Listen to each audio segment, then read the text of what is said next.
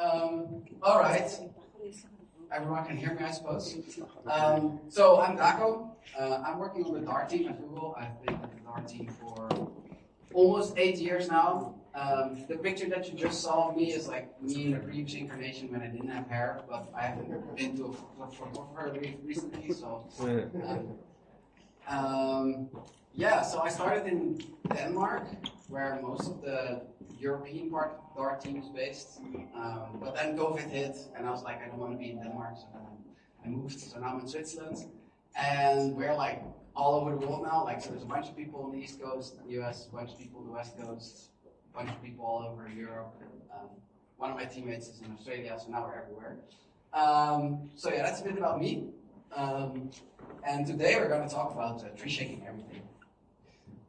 And this background, you will understand later why I did this background. But you know, we're living in the age of AI, and I thought that was a nice picture, nice colors. So you might be aware of this little thingy in Flutter, where you can say dash dash tree shake icons, or you can say dash dash no tree shake icons. How many people know about this? We know. Oh, people actually know. I expected no one to know about this because it's just on by default and you never see it. We just researched 2 months ago about it. Okay, good. And you can see that this did something, reducing it from like 1.6 million bytes to 1300 bytes. So it's doing something. It's making your app smaller. And you can see this is the, I think this is the, just a counter app, right? So if you compile it for iOS, it's like 14 megabytes by default. And if you don't tree shake the icons, it's 16 megabytes. Of course, we don't want that because we're not using those icons.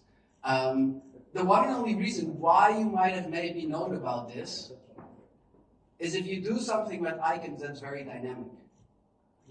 Does anyone know about remote Flutter widgets? Remote Flutter widgets is this thing where you can have like a JSON representation of your Flutter widget. You send it to another device, and then you decode the JSON, you build a widget tree, and then you get that widget tree. The thing is, now everything is dynamic, so the Flutter compiler has no clue which widget you're going to use at runtime. At which point this thing will start failing, so you get like a warning in your console. So that might be the only reason why you would have seen this. But basically, the idea of tree shaking is you hold your app like a tree, and then you shake it, and everything falls out. That's not connected. That's the tree shaking. Now we tree shake icons, but Flutter has assets, and you specify these assets in your pub spec, and you have images, sounds, whatever you have in your Flutter app. And you might ask, oh, what can't I just tree shake my assets? And you're not the first person asking, because there's a Flutter issue there that's been open for, I don't know, since 2018 or something. And people are upvoting it. So yeah, can we, in theory, we should be able to do this. So today we're going to make some theory into practice.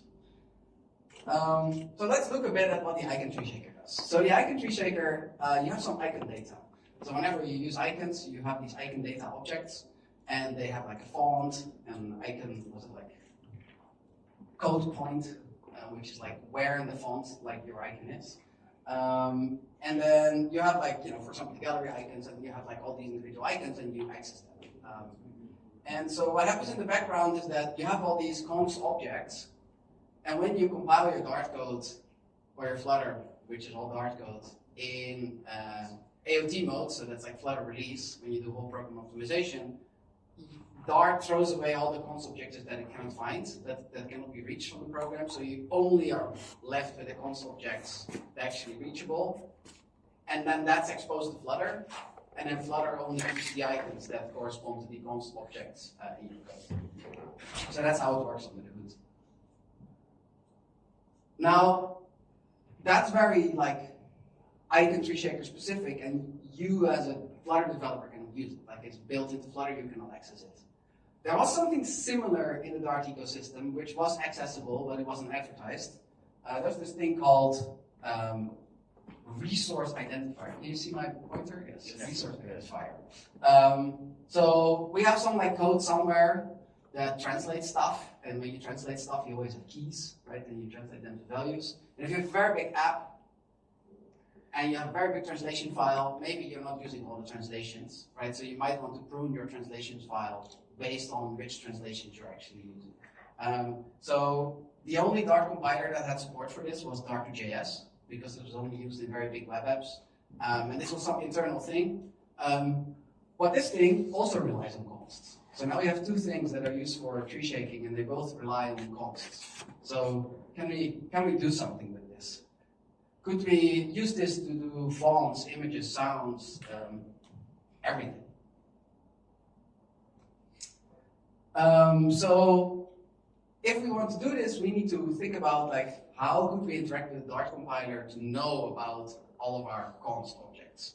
And the first thing we have to do is we have to tell the Dart compiler that we are interested in recording uses, because we want to record the use of a class or a function call. So the one in Flutter, it didn't have an annotation before because it was kind of like hard-coded. And the one in Dart2.js, it had this like specific Dart2.js thing, but now we're going to both annotate them with record use. So we're telling the Dart compiler, please record everything that you can when you're compiling. And then we have the second thing, which is this must be const annotation, because, well, if you want something to be recorded as const, but it's not const, well, now you cannot do any tree shaking. If there's like only one single call in your whole program that's dynamic, you cannot safely throw things away, because, you know, it's like a string argument as a key, it could be any string, right? So you cannot tree shake. So this must be const annotation is in part of the meta package, and what it does basically, if you pass something that's not const, it will just give a lint warning. So you get to know about when something is used as non-const. And then the third thing is, okay, well, we tell the Dart compiler to record all of this, but now how do we use it? So the general idea is going to be we need some Dart script that has a main function.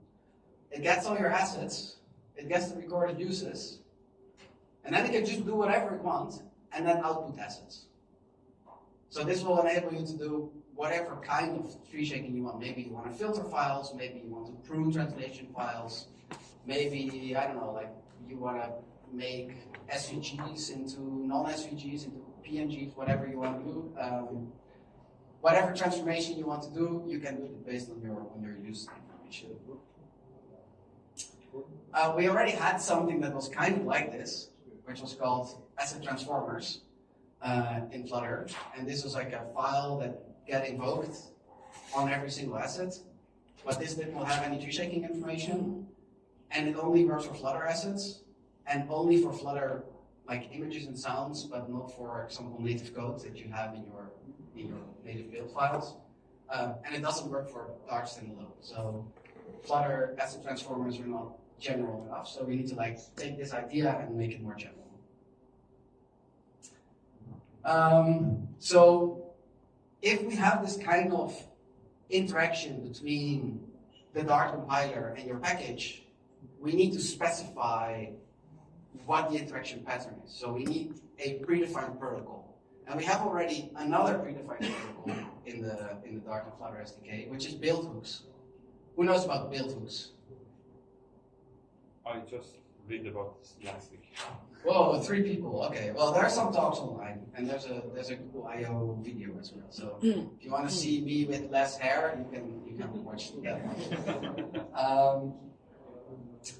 So basically, the idea of a hook is it's a predefined file location with a predefined JSON in and JSON out format. So the Dart and Flutter SDK can talk with a package, and the package, if it implements the right protocol, the Dart and Flutter SDK can talk with it. So, and of course, you don't want to really do this by hand, so we have like a helper package that deserializes and serializes the input. So we have a build hook already, which allows you to put stuff into a Dart or Flutter package, which will then be during the Dart build or the Flutter build be added to your final application bundle.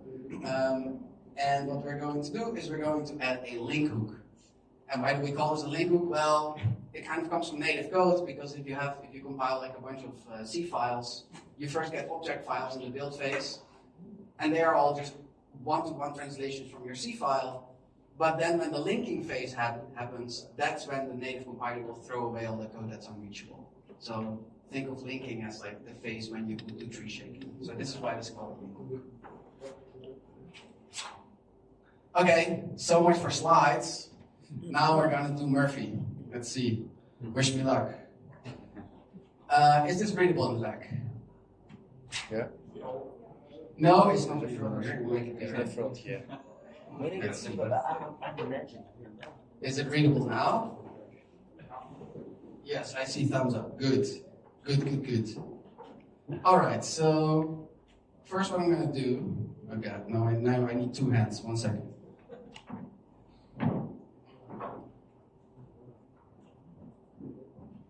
First I'm gonna run the app. And then you're gonna figure out why I had a pirate ship on the slides. And there's some red stuff going on, which I don't know what's happening because it's also happening on my Flutter version when I do just a new app. All right, so I had a lot of fun in the last 2 weeks to vibe code a Flutter app, and I thought I'd take the most representative app from the App Store, which is an idle game, right? So what you do in an idle game, you click the button, right, and you get more money. And then you buy upgrades, so you get more money per click. Right? This is the pinnacle of what's in the iOS and Android App Store, right? And I'm just gonna keep clicking because I want to get rich, right? Like we all want to be rich. I'm gonna buy more. At some point, I'm gonna be rich enough to get crew members, and now it's idle. Now I don't have to click anymore. So now we'll get money while I talk, and you can see progress bar fill, and we all have a feeling of accomplishment. Exactly. Real. So this is just a Flutter app, right? So what's in this Flutter app? In this Flutter app, we have a bunch of images, which are assets.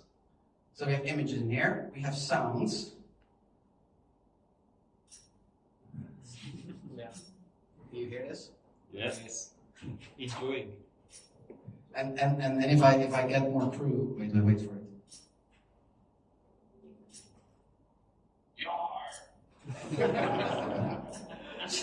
So I had a lot of fun vibe coding this. Yar! So we got images, we got sounds. I made Gemini translate this for me. I don't speak any Spanish, so you can tell me later if this translation is crap. And of course, I think proper Spanish people don't talk the same Spanish as pirates, so we also have like a pirate Spanish translation. So yes, let me just increase my crew size because I wanna grow my wealth exponentially while we're doing this. So one of the things that's happening in here is we got this translation files. Another thing that's happening in here, I'm not going to turn off the sound because it's annoying me. There's a sound engine in here, which is a native library. So it's like a C library that's like about 1 megabyte big. So we got like a bunch of different things in this app. And if I go and I say Flutter build iOS, now we're going to have to wait a bit. We can see when all the pirates are done assembling themselves into a Flutter app, we can see that this Flutter app is 39.8 megabytes. So, and now you might ask, why is this 39.8 megabytes? Now I'm going to have to open Pirates, build, iOS, release, iPhone OS, and then I guess app framework. Is it app framework? No, runner app. That's the complete app. So this is what happens. Like the runner app is like the .app file that becomes your final application. And we got a bunch of frameworks in here. So what we have here is we got mini audio, which is our audio library. And then we got the app framework, which has Flutter assets, which are organized in packages. And in the idle pirate package, we have a bunch of images. So we have like a barrel and our cabin boy and the chest that we're opening. And we got our audio files. And then we got in a separate package, we got our translations. So we got a separate package for our translations because, we're like a big corporation who doesn't want to build just one pirate game, right? Like we really want to milk the store with with ads and like microtransactions. We want to launch at least 15 pirate games. So we separated the translations out. So these are just JSON files which have a key and a value.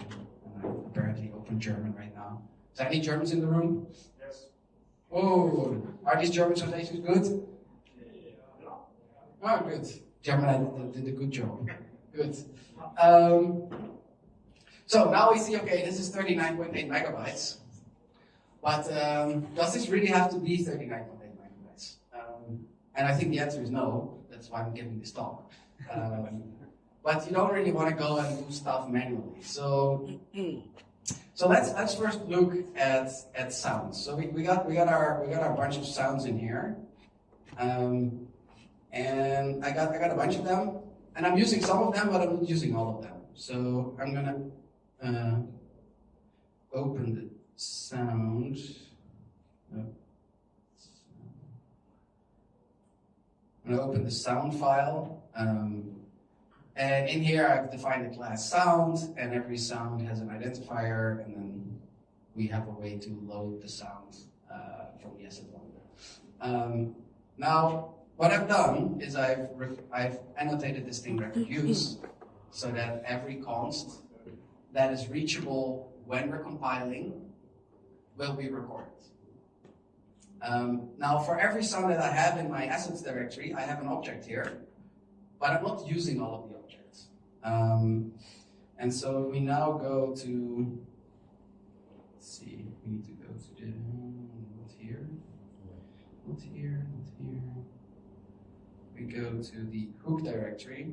In the build hook, I can just show you that I'm like adding all the assets. And then once they're added in the build hook, they're being sent to the link hook. And in the link hook, I'm getting all my assets, which include all my sounds. And I'm getting all the recorded use information from the Dart compiler. And then with this information, I can go and tree shake sounds. So first, I'm going to look up all the sound assets, and if tree shaking is not enabled, which it's currently not for demo purposes, we're going to fix that. And then we're going to recompile while I'm talking. So if I hit save, and I say recompile, we can go back to the link hook. So then we have this used sounds function, which is down here, and in this used sounds function, I'm saying, okay, what I'm interested in is I'm interested in the class sound from the library sounds.dart, and that's just the library URI. And when I find these instances, they're either going to be like a const reference, so it's going to be like const sound and then something, or they're going to be an instance creation reference, which could be like new sound const foo, which is still const, right? So we still know that it's foo. Or it could be an instance creation reference with new foo and then a dynamic string, in which case the argument would not be a string constant, but it would be something else. So if we find something else that's not sound, we're going to like give an error. And then we use the pattern matching to project out all the identifiers so that this method basically returns a set of all the strings that we're interested in. And then we have a filter sounds method, which basically loops over all the assets and say, did we see this identifier in our code? And if we didn't see it, we skip it, right? So then the file is excluded. And while I was talking about this, we recompiled, and now we're not at 39.8 megabytes, but we're 39.4 megabytes. So we saved 1% of our app size by, I think we skipped like 1 or 2 sounds, because I didn't generate 17,000 sounds, but if you had more sounds, of course, it would have a bigger impact. Is that clear to everyone? Yeah. Okay, then we're now going to do more complicated stuff, because this is like fairly easy, right? You have like one file, and you have like one Dart object representing that one file, but it's not always going to be that easy. So next thing that we're going to look at is images. So for images, we're gonna have two different things. Like maybe I need to run the app again so I can show you. For images, we have static icons.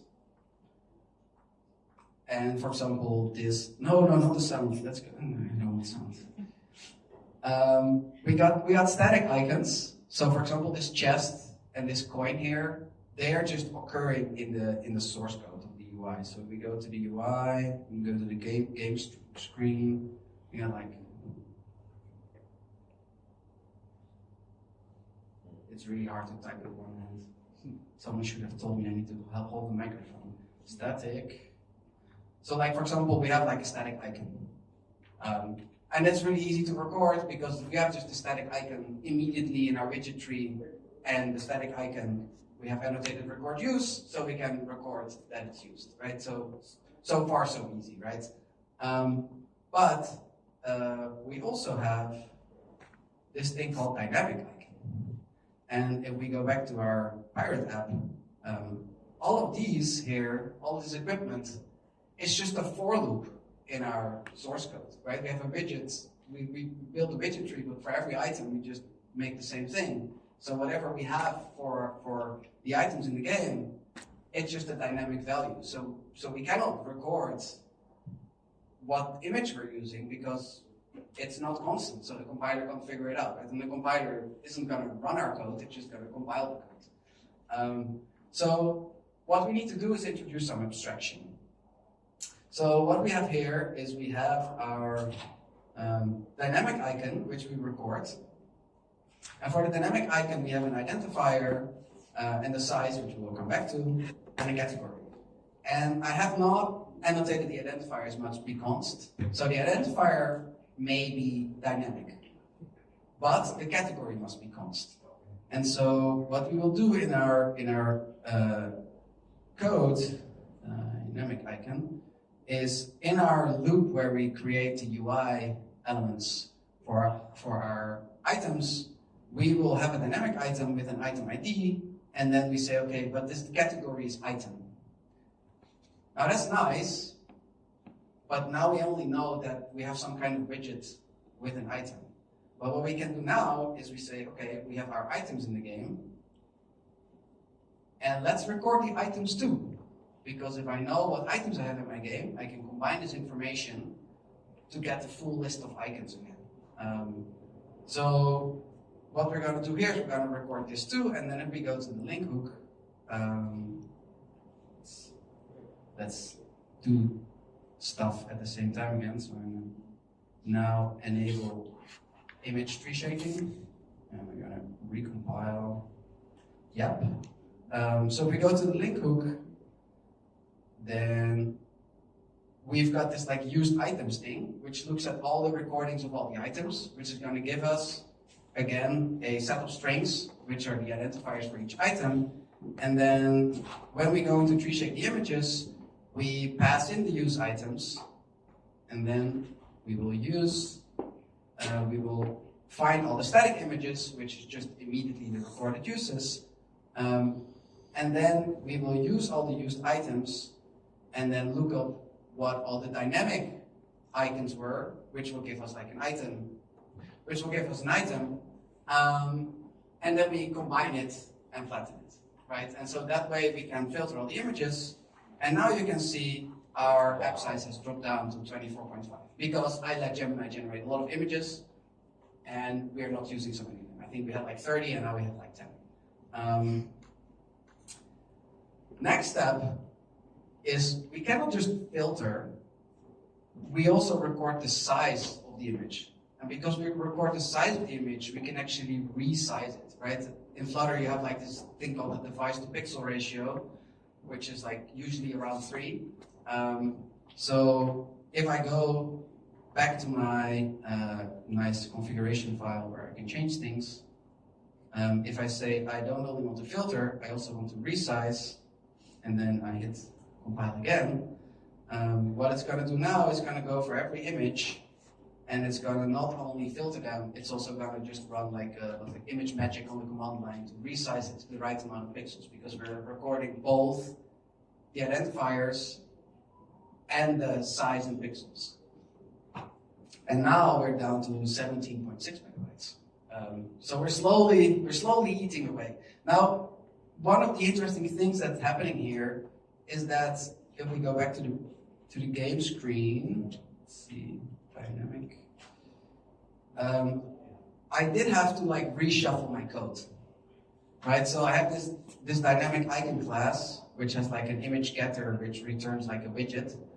And I had to like reshuffle my code so that like the identifiers that I want to record and the size in pixels is like together in the same object so that I can record them as like one recording. So that's one of the interesting things that I discovered while playing around with this is like, okay, if you want tree shaking to work properly, you need to maybe somehow reshuffle your code every once in a while. Okay, let me, because I only have 3 minutes left, let me blaze through the next thing. So I said earlier that we have these translations in a separate package. And if you are in a separate package, whatever you record always depends on the definition in which package it is. So the link of that package will get the information. So for translations, we have exactly the same problem as with images. It's like, okay, we have translations that are like static in the code, but we also have translations that are dynamic, for example, the names of the items. And in order to be able to flatten that, link hooks can send information to each other. So I'll not show that because of time, but you can just trust me that like you can record information in one link hook, and then it's in the direction of the dependencies or the reverse direction. Anyway, so like if you import a translations package, your link hook can send information to the link hook of the translations package, and then it can filter the translations. So if we enable this translations thing, the JSON file with all the translations will be shrunken from like 100 translations to 10 translations. Another thing that's kind of interesting as well is we have something called hooks user defines. So you can for example, when you make an app, you maybe only want to release it for like a certain demographic or certain languages. So you want to be able to configure that, and usually you don't really want to configure that like somewhere hard-coded in your Dart code. So there's like a configuration that you can put in your YAML file, and this is the configuration either in your pub workspace or in the root package. So the Pirate translations package allows itself to be configured, right? Because it might have 100 languages, but you only release your app for 5 languages, so you can put only those 5 languages in there. So that's how you can collaborate like across package boundaries. And then the last step is, hit through 2 more times here. The last step is we also have native code tree shaking. So now we can build iOS again. So we have this mini audio library that we're using to have our sounds. And this is a C library, and I used FFIGen to generate the bindings, to call into C. And I told FFIGen to also generate record use annotations. And then what you can do is in your hook, you have the C library. This is from this is built with the native toolchain C helper package. So we just have our specification. We have mini audio. This is where we're using it. This is like the source file. This is some linking stuff for iOS, otherwise it doesn't work. So in the build hook, we built the native code into an object file, and then in the link hook, we take the record use information here, and we take all the static calls that were recorded. So earlier we were looking at all the recordings of like one class or all the recordings of one method, and then looking at the const arguments. Here we are looking at all the static calls in a single file or in a single package, because we just want to know, is this native method called yes or no? And then we filter the native code. So we basically tell the native linker like, oh, we only use these things, and that makes the dynamic library that you're using in your app actually smaller. So now finally we are down to 17.3 megabytes, and we started at 39, so we're less than half, and it's like only like 2 megabytes bigger than 3 megabytes bigger than the counter app, which for having images, sounds, a sound engine, and translations is not bad, I would say. So I have 30 more seconds to go back to the slides. Slideshow. So we did images, audio files, translation files, and native libraries. And if you want to use this, there is a Flutter config. If you go to the Flutter master branch, you can do Flutter config enable dark data assets. This allows you to put data assets in the build hook instead of in the PubSpec YAML, because the ones from the PubSpec YAML don't go to the link hook, but the ones from the build hooks do. And then the other experiment you need to enable is enable record use, because otherwise you don't get the recorded usage from the Dart compiler. And then you can find the Idle Pirate game on my GitHub. And I want to know tomorrow how much points you got.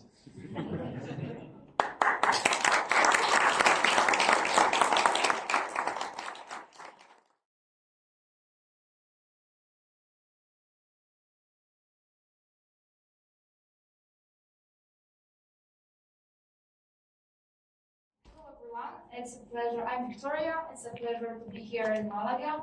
Today I would like to tell you a tale about two tests, how we can experiment in Flutter at the different scale. Firstly, I know that we are on the Go office, but it wouldn't be a Firebase setup tutorial how we can step-by-step set up our A/B tester. It will be a developer perspective, how we can approach A/B testing from the engineer perspective. I worked previously on smaller companies in the software houses, and I can compare some things that we can use it, you can use it on your project and adjust to your scenario.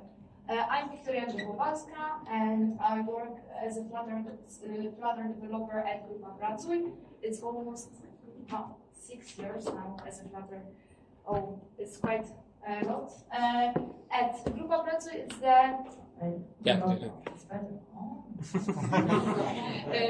Grupa Pracuj is the biggest HR company in Poland, so we have some enterprise snap in our presentation.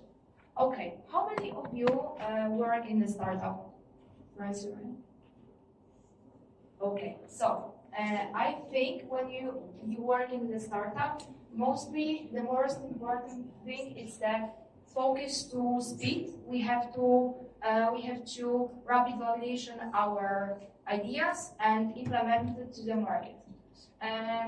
And another question, how many of you work on the software house or Flutter agency? Oh, we have several ones.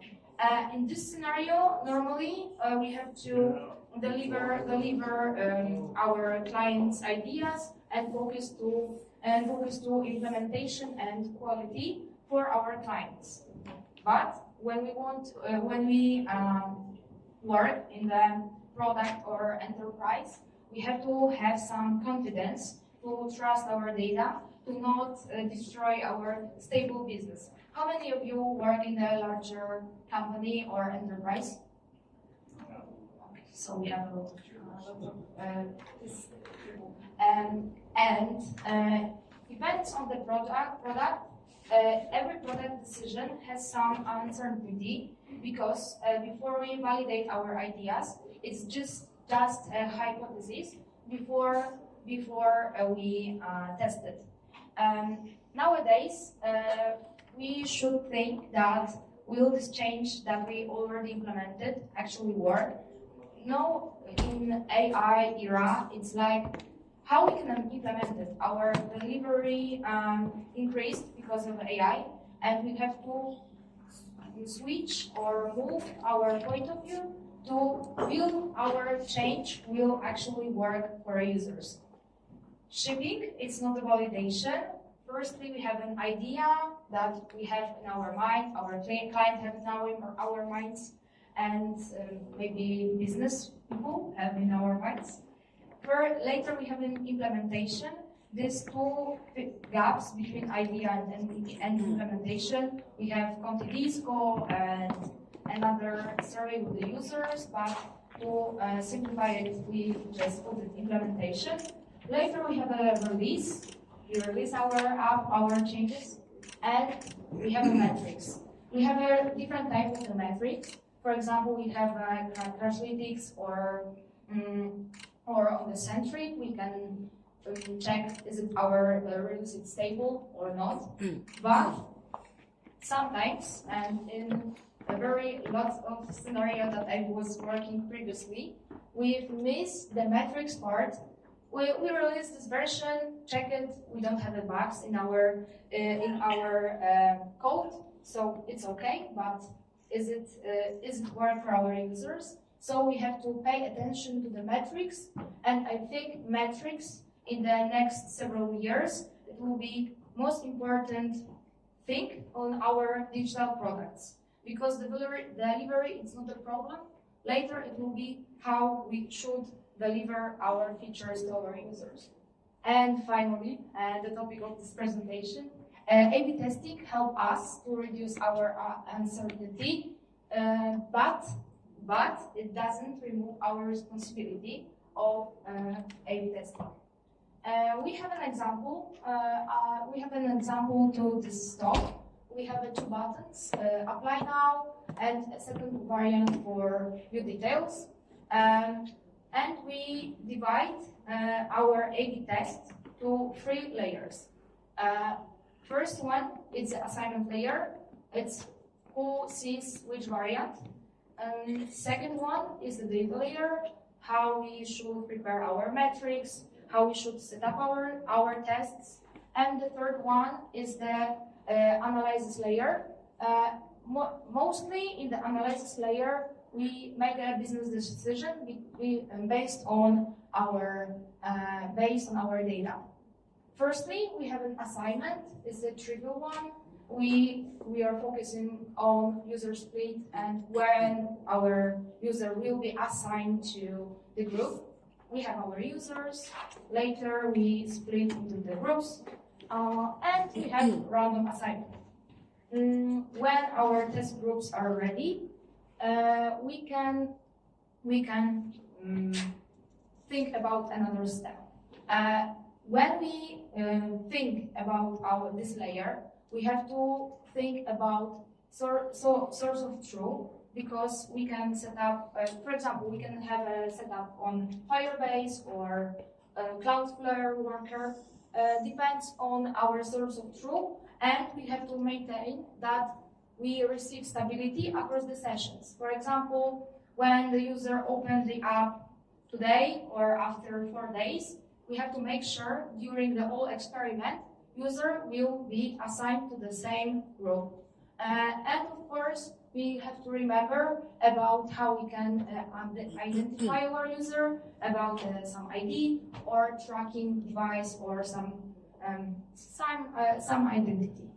And of course, we have to remember about platform consistency to be sure that it works similar in Android and iOS. We have 2 groups in our example. We have control one. The first one, it's normally the group that it doesn't include any change to compare our second variant to our treatment group to measure our progress with the feature. Okay. And the second layer is the data. We have to think that how we can measure our feature. Of course, it depends our industry in our app, and we have to think about our event definition, event timing, experiment ID. When we run each new experiment, we have to remember that we have to have unique experiment ID, because when we are running several tests in multiple time in the same time, we have to have different ID to later compare and check our data. And of course, like trigger one, name consistency and cross-platform consistency. It should work similar Android and iOS. And later, layer 3 analyzes how we can interpret the result. Firstly, we have to think our primary metrics. That means for us that what we wanted to check. And later we have guardian metrics. This kind of metrics says to us that maybe it doesn't work.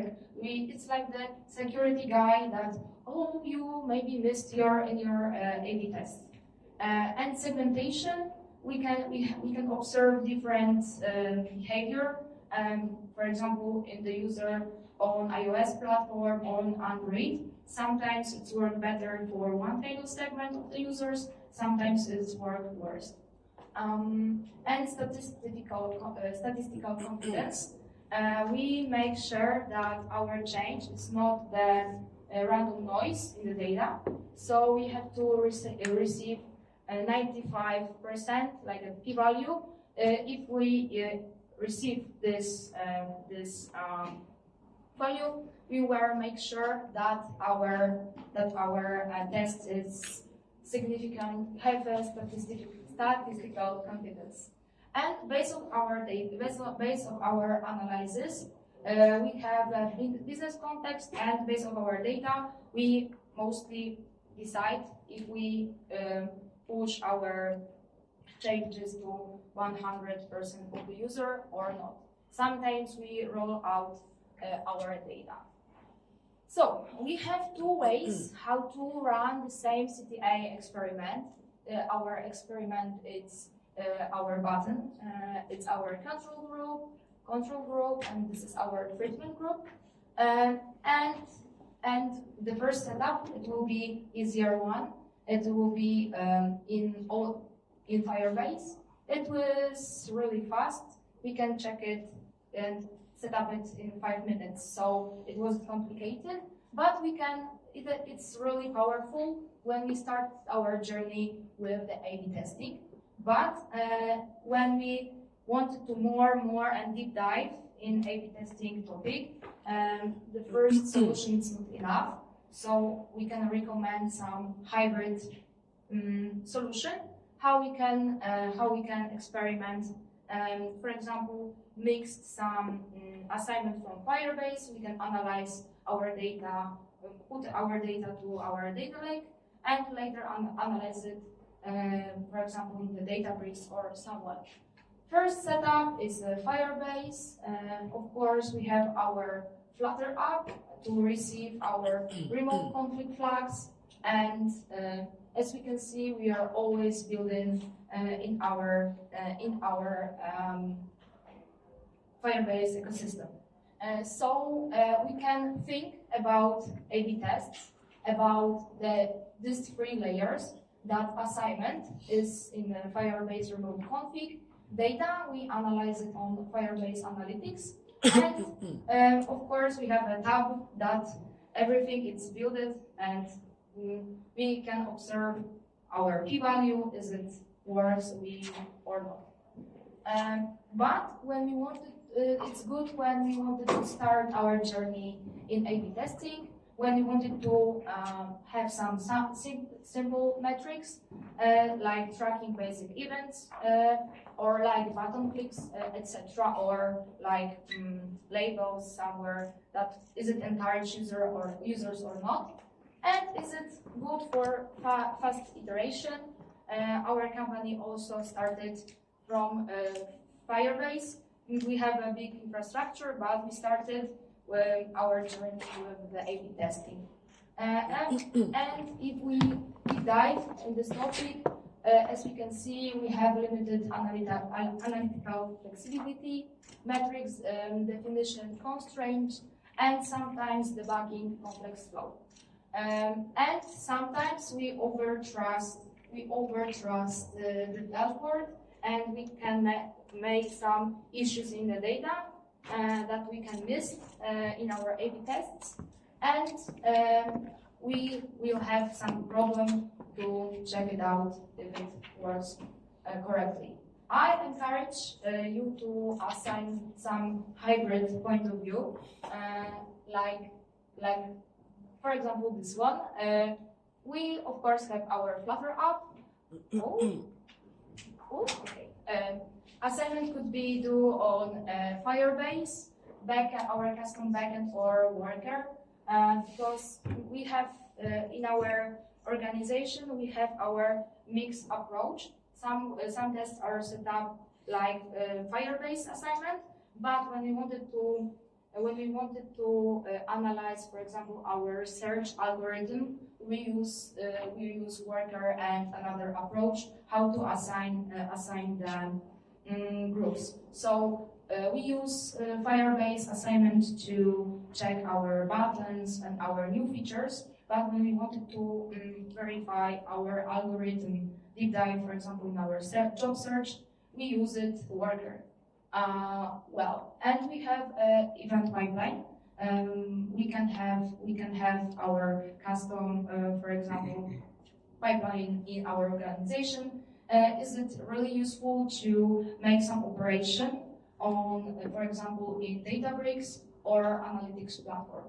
It's also made possible to use Firebase or this stuff. We can use to analyze, for example, BigQuery. We can, of course, analyze our data. In our scenario, we analyze data in the Databricks. We have our BI team and data team, but a lot of, mainly, we don't have this kind of team. So I encourage us as a developer to move to this role, because I'm not a data scientist expert, but we can build some tools or make some support, receive some support from AI to create some tool to erase, for example, data, and we can do it on our own, some simple analysis that it requires in the past of BI or data. And of course, based on our data, we have product decision if we use it or not. And we have our example that you can see our apply button and view details.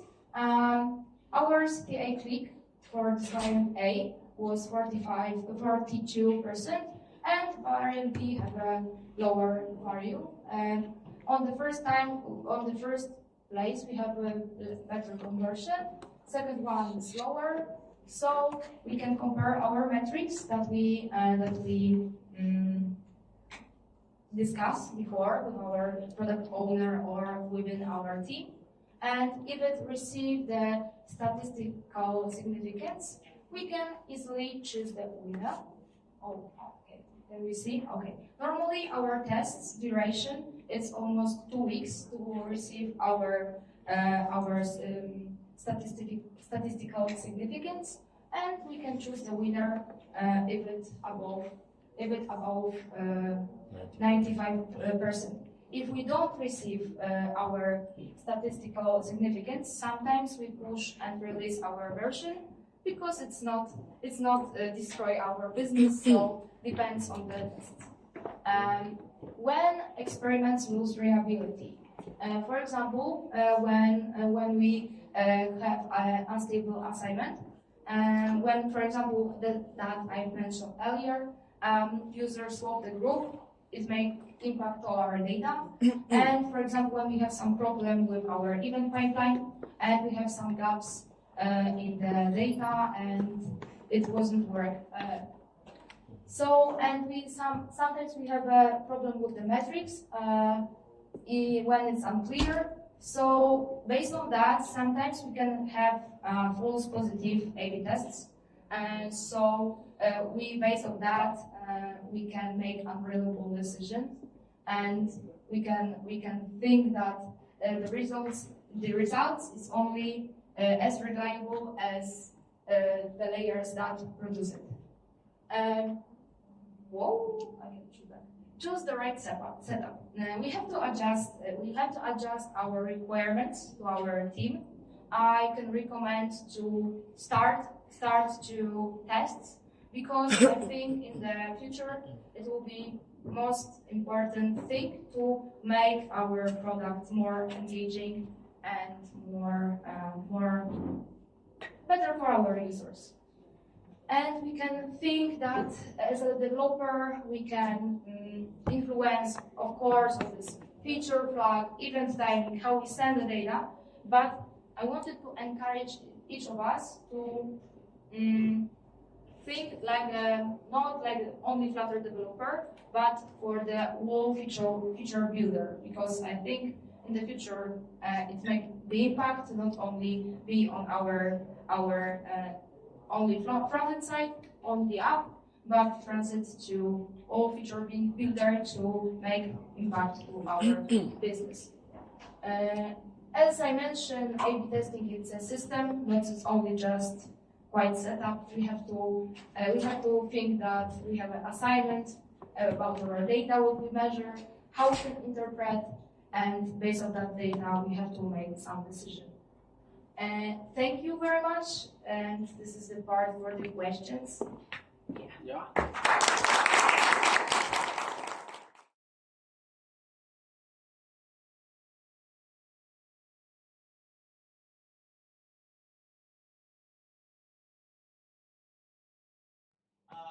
All right. Generative server-driven UI. Raise your hands if you don't know what server-driven UI means. Okay. Okay. All right. Well, no worries. First of all, it's me, Victor Carreras. If you want to follow me, I am in completely different flavors where I am contributing where you can find me.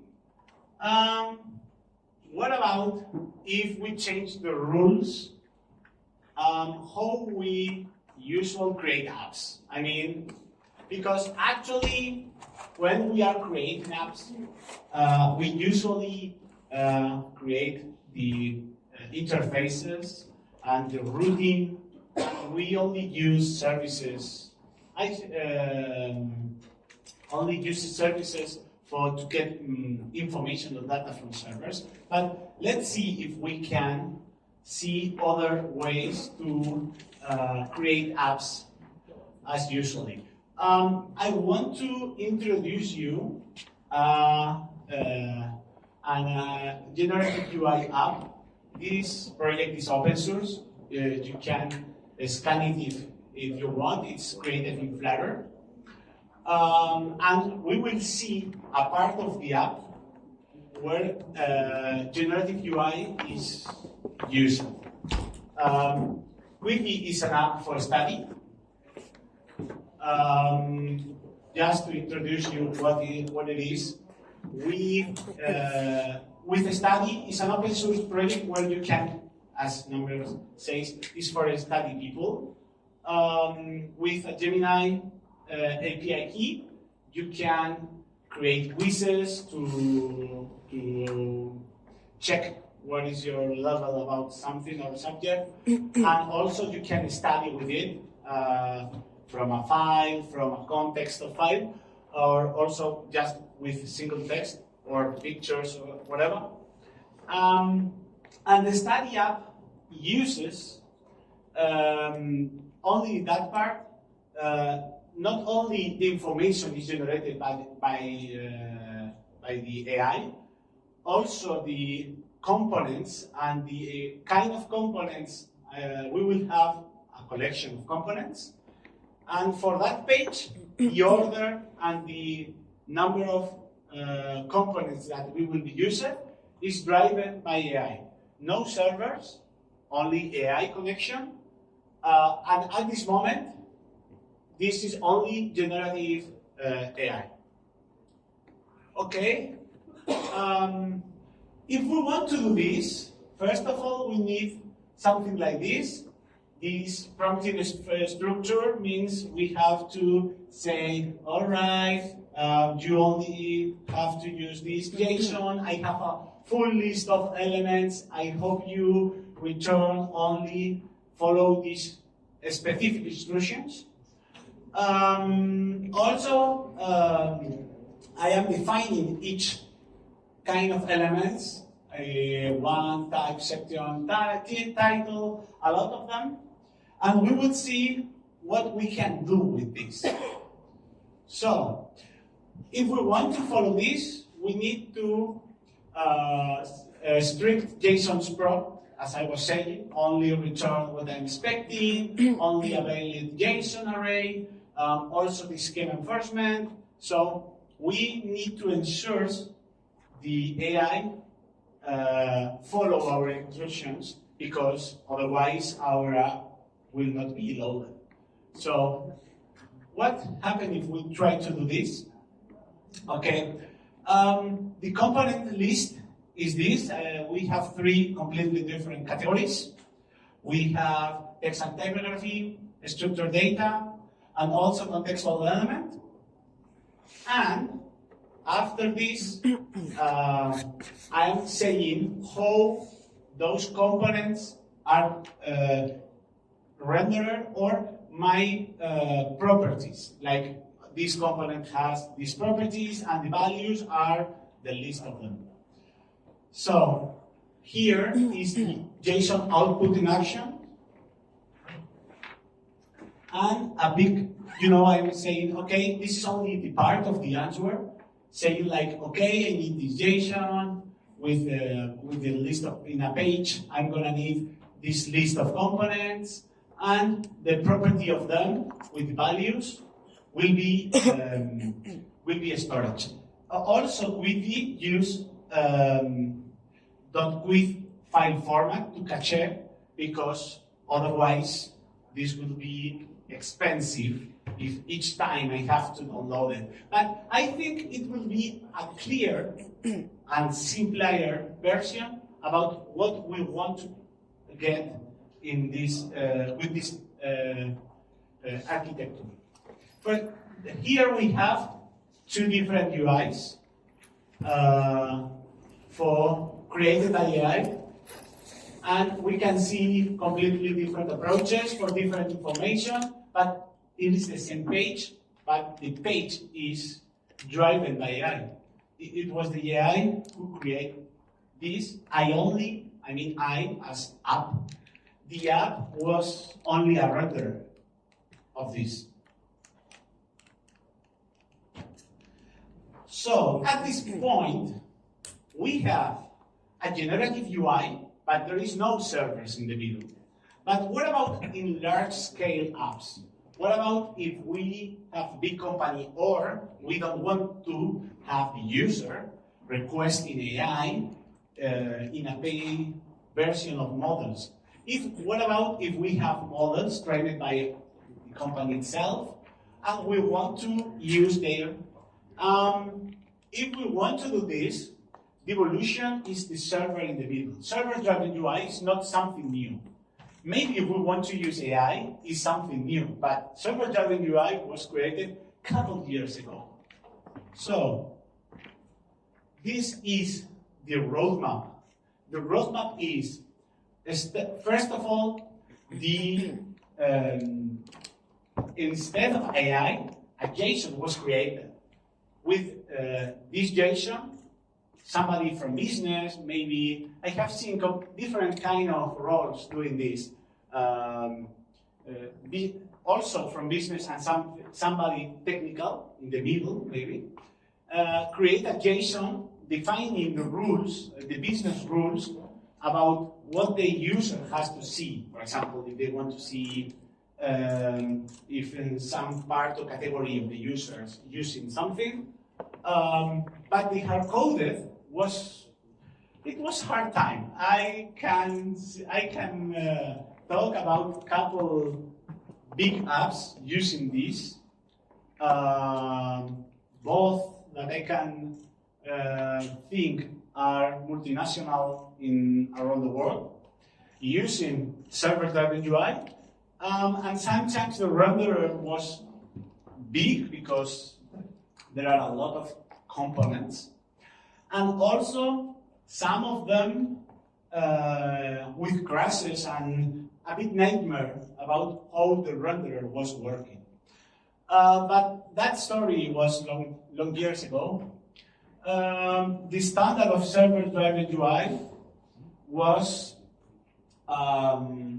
something that now I think we can do better if instead to have somebody doing these JSONs, replacing that guy from an AI, creating rules or following steps to create this. Why adopt server-driven UI? If we want to create server-driven UI, we will have instantly updates for our apps, because only will be released a new version if the renderer change. But if the renderer is the same, I mean the components have not been changed, only the server will change, and automatically the apps will be published. Also, there are no more reviews on the stores, no more, I mean, ensuring the apps will be consistent, and also for testing proposals will be easier. So, enter generative server-driven UI is, we have a server-driven which decides the apps, the routing, and in JSONs, in format static. That's the standard server-driven UI that I have seen a couple of years ago, since a couple of years ago. But now we have the possibility to have AI in the middle with this generative server-driven UI. Which stack would you use to do this? In my suggestion, what I am saying is, of course, Flutter front end is a great framework to do this because it's cross-platform, and here all of us loves Flutter, isn't it? Serverpod as backend. I am saying Serverpod because it's a big tool. It's a large scale for large scale companies with a lot of lovely features that would be helpful for monitoring, for cache, for serialization, a lot of things that we would love. And of course, Gemini for the AI. But to be honest, we have possibilities infinitum. I mean, we can use Gemini, we can use our own models, trained models for company proposals. So we can decide whatever we want. Again, this, if we choose Serverpod, we will have dark models in the backend where we can serialize to the front end. This is all the most feature loaded as if you are backend and front end full stack development, because the models are automatically auto-generated. And I think we have to say Serverpod is much more with health checks, data streaming, as I was saying, authentications, and logging, etc. And if we want to implement this with a couple steps, we have to think like we need to define models, we need to build the prompt logic as we saw before, like to follow, to give instructions for Gemini or the AI, to follow the steps to select pages and the logic. We have to take care about the context and about not exceed the number of characters that the AI has can be returned in your request. But it's something that I have seen, at least in these proof of concepts, can be driven properly, let's say. Also, we will need to validate and call Gemini APIs, error management to see, okay, if it fails, we have to figure it out why it fails, if it is something that can be handled properly, or otherwise we have to see if we can handle it, and if it is not, to decide properly what is going to be the user experience. Because I think that's the most important thing when we create apps. And for the last, send the validate that objects to the client app and render it properly for the users. Okay, let's talk about server-driven UI fundamentals. As I was saying, it is a JSON properly formed that has to be, we have to define each JSON model for each component, which properties do we want to create, and also we have to define, we have to think in a scalable way, because we cannot break our own models each time. So thinking in order the models or components will create, because it's easy to add new elements or properties for a model, but it is not easy change the model each time, breaking the models, releasing new versions, and what about the people who doesn't update their render? It will fail, it will be ready for that. So of course, this way to create apps is not free of new issues or tricky situations that have to planify properly. But I think this is something that can be driven properly in my point of view. So, again, let's think about how to integrate this with Gemini. I think we have to pass the context something that have to figure it out the best way is, what about the user information? If we want to give LLM information to decide what is the best approach to create an app, we have to be compliant with the regulations of privacy law.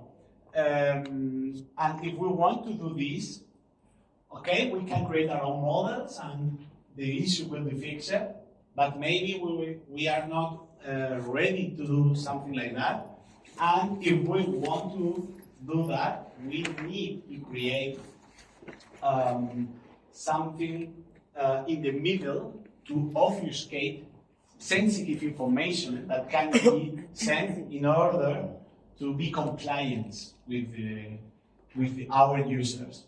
So, for example, the name or IDs or information. So that has to be hidden for the AI models in order to be compliant. Okay, so also there is something that for me is really powerful that in server-driven UI is it is something amazing when you have a big category of elements and seeing how the engine can use this. The execution flow should be the request, the orientation, generation, and rendering.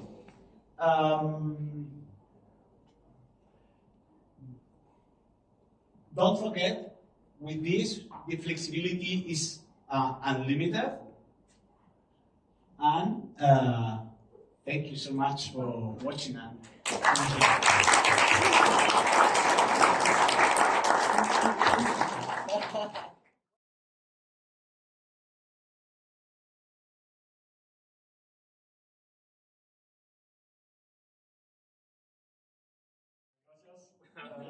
So, as Alfredo mentioned, I'm Lucas, and I want to start my presentation a bit differently than usually.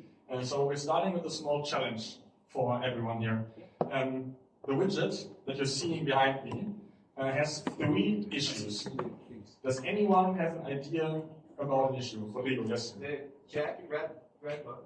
Yes, that's one. Nice. Maybe some swag for Rodrigo later. Another one. Yeah. The profile pic is so small, maybe? No. Another? Here? Here? Get the mic. Get the mic. Yeah, there's 2 C's in the act. 2 C's in the yeah, but that's actually Okay, then it's the double dot behind it. I might let that one count. Then we have 4 issues. I would say alignment issue. They are pending and the name needs to be left aligned, not like that in the center. Actually, You need to get the mic. Just look now. No, not really. No. Oh, who has? Yeah, I'm past there. The act and the Euro 50 is not aligned. The gray line. did someone but it's aligned with the icon on the. Why is the Euro 50 and the thing not aligned with So we already have 5 issues. Yeah, so we're starting to get very nitty-gritty, but maybe last one. Last one. Yes. I mean, it's also available, I guess. Yeah, Symbol or something like this? Yeah, you could say that. Yeah. So with the dollar in the US, usually you have it left. Yeah. Okay, so no one has found it. No. So there's definitely one issue that Rodrigo found. That was correct. But then there are 2 issues, and these are quite tricky to spot because they are not visible to the human eye. Oh wow! Can you repeat it?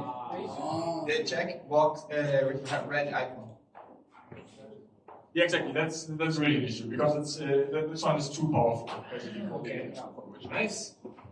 So we don't give any glasses. Rodrigo gets one, but for maybe you can still guess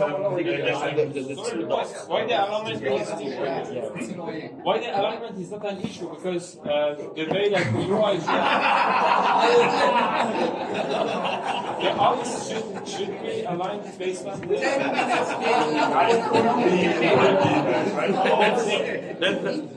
That's always an issue if you're giving a presentation in front of professionals, right? You might find more issues to the UI. Yeah, so it could be an issue. Because the way that we are supporting the color is the same. Because I can say that, I want this for the user. So there is how we can say what is wrong, what is right. Yeah, it's difficult, right? It's difficult. But anyway, so Rodrigo found an issue, great. For the others, could be issues actually. So maybe everyone gets glasses. Everyone gets glasses. One issue was quite obvious. The others was quite of a trick question because they are really invisible to the human eye and very hard to spot for us. And that's what. Can I say? Is it not a perfect circle and it's oval?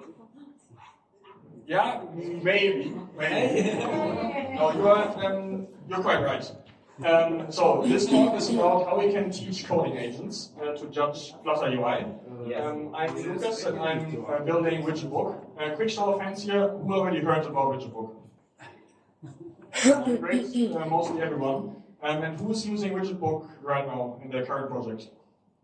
Okay, also quite a lot of people. Amazing. And basically, why do problems exist like the one that I was showing you? And that is with the rise of coding agents, it has become very easy now to build code and to build it very fast. But the issue is, it's now also becoming a lot faster, a lot easier for us to introduce bugs. And over time, those bugs basically become more and more and more until we have so much technical debt or so much UI debt that basically becomes overwhelming for us to manage. And the issue is that the agent itself, they can really review themselves. And we as humans, we also discussed it throughout the past days already with many of you, because as humans it's also really difficult, if not impossible, to review everything that the agent has been doing. So we need to be able to have a good feedback loop, first of all for the agent itself, that they can self-correct, before we pass the review to the humans. And that's what my talk is going to be about. First of all, let's dive deeper into the problems, maybe to ease the confusion here. The first issue that we had, and it was spotted correctly by Rodrigo, is that unfortunately the coding agent didn't use our design system properly, but used a hard-coded value. And in light mode, it worked perfectly fine. But in dark mode, as we could just see, basically it looked like that the button just jumps out of the widget, and there was way too much contrast. So in light mode, it worked great. So as a human, we might have even verified it in light mode, but no one here in this audience tests all the widgets on all configurations manually. So you don't test every widget on every viewport, on every theme, every locale, every text scale factor, etc. That's why in dark mode, unfortunately, we missed it. And the test would have just passed. And that's why, yeah, that's an issue that might have shipped here. The other issue, and you correctly assumed it, that it might happen, it's again a configuration that we didn't check here. So we might have again checked the default configuration on one of those devices, but the moment we scale it down on a smaller device, the UI breaks here. But the test would have actually passed on the default device. And the other issue, and that is one that was not visible at all to us, is the issue of accessibility testing. Accessibility, especially here in Europe, is becoming more and more important. In the end, for anyone that has not been familiar with accessibility testing, and yet there are situations where only a fraction of us would be affected by it, where blind people, for example, they need a screen reader to navigate your app. And that is quite difficult for us to test, but there are also situations where all of us are affected. I mean, there are people like me wearing glasses, and all of us know it from elderly people that might increase the text scale factor on their phone, for example.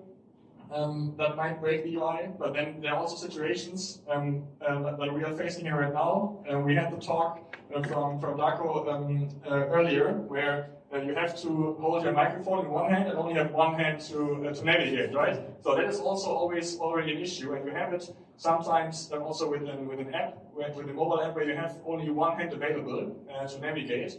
And these are all things that you have to take into consideration using accessibility. But the main issues are usually really with the semantics test and with screen reader test that you're running. Maybe quick show of hands here. Who already ran a screen reader test at some point in their lives? And who is doing it regularly on every pull request? Every pull request. That's impressive. And how annoying is that, probably? Very annoying. Very annoying. Yeah, that's what I thought, because most teams, they have the ambition of maybe starting it, but at some point you just don't do it anymore because it's too tedious. And that's why in our case here, we even set a semantic label. So even if you would be using some linting tests, you might the test would be green because the label is set, but the label doesn't make sense. The label just reads approve, but you don't know what you're approving here. So in the end, even though your test is green, it should fail actually because you're still violating accessibility standards. So in the end, we had 3 types of bugs here. All would have shipped. So we had the design system violation, we had the visual regression, and we had the semantic failure. The issue is that all of those bugs would have shipped, we wouldn't have noticed it. And as we discussed, for us as humans, it's also super cumbersome to test them. So we need to be able to have a proper feedback loop for agents, and that before we as humans get involved, the agent can self-heal. And I would like to present you a solution now on how you could solve it. And Flutter is actually super well positioned here. So Flutter renders our UI as different trees. So we have the widget tree, as was also discussed during a talk earlier already, but then we also have the semantics tree. And in the end, with the widget tree, we already have the chance of differentiating a token from hard-coded value. And with the semantics tree, we really know exactly what the screen reader announces. So we can read the semantic labels, but we can also read the order in which the screen reader would actually read out the UI. And I would really like all of you to make use of those trees for your feedback loop for agents. The architecture that I'm suggesting is the foundation where during phase 0 you're using just a skill, and then you're using our new widget book API for your design system. Because the great thing is that with the open source widget book, you can easily build your own custom design system. And by giving your agent the proper skill and the new widget book API, the agent can perfectly understand your design system, and thereby you can be sure that you will always very consistently use the design system, and you will not have the agent making up new widgets or using some trivial widgets, for example. Afterwards, you would have a local loop where you could combine your setup with Flutter test that allows the agent to self-heal on functional tests. And then you could use a loop in the cloud that allows you to compare your new work of the agent against the old work, against the baseline that you already have, to basically check if all the changes that were now introduced actually make sense. And only then, only once those two loops run through successfully, only then you would include the human in your review. How that looks in detail, you would have the skill for your widget book, but actually, if you don't want to use widget book, also fine, just use the design system skill. It's basically the same thing. I don't want to go into too much detail here. You can read one of our skills in our docs, but what's important is that in the end, the agent will always reach for your design system styles and design system components. So it will always reach for your app button and not, for example, for the generic icon button from Material. And with that, when I'm now introducing Widgetbook v4, which is the new version of Widgetbook, it's currently in beta. What we changed here for all of those that are not familiar with Widgetbook 4 yet, we now have a new meta argument. And this actually connects your new widgetbook stories and your arcs and the new widgetbook docs that we introduced that you can then easily reuse across your app. And we then have a new scenarios option in widgetbook, and with scenarios you are now able to run tests exactly or immediately with your widgetbook setup, and that allows you to include tests of various sorts. So you can now run golden tests, interaction tests, widget tests, basically any UI test you can imagine. You can run automatically with widgetbook, and the agent is able to call that Flutter test method anytime it wants. And then the agent can read the test output to self-heal.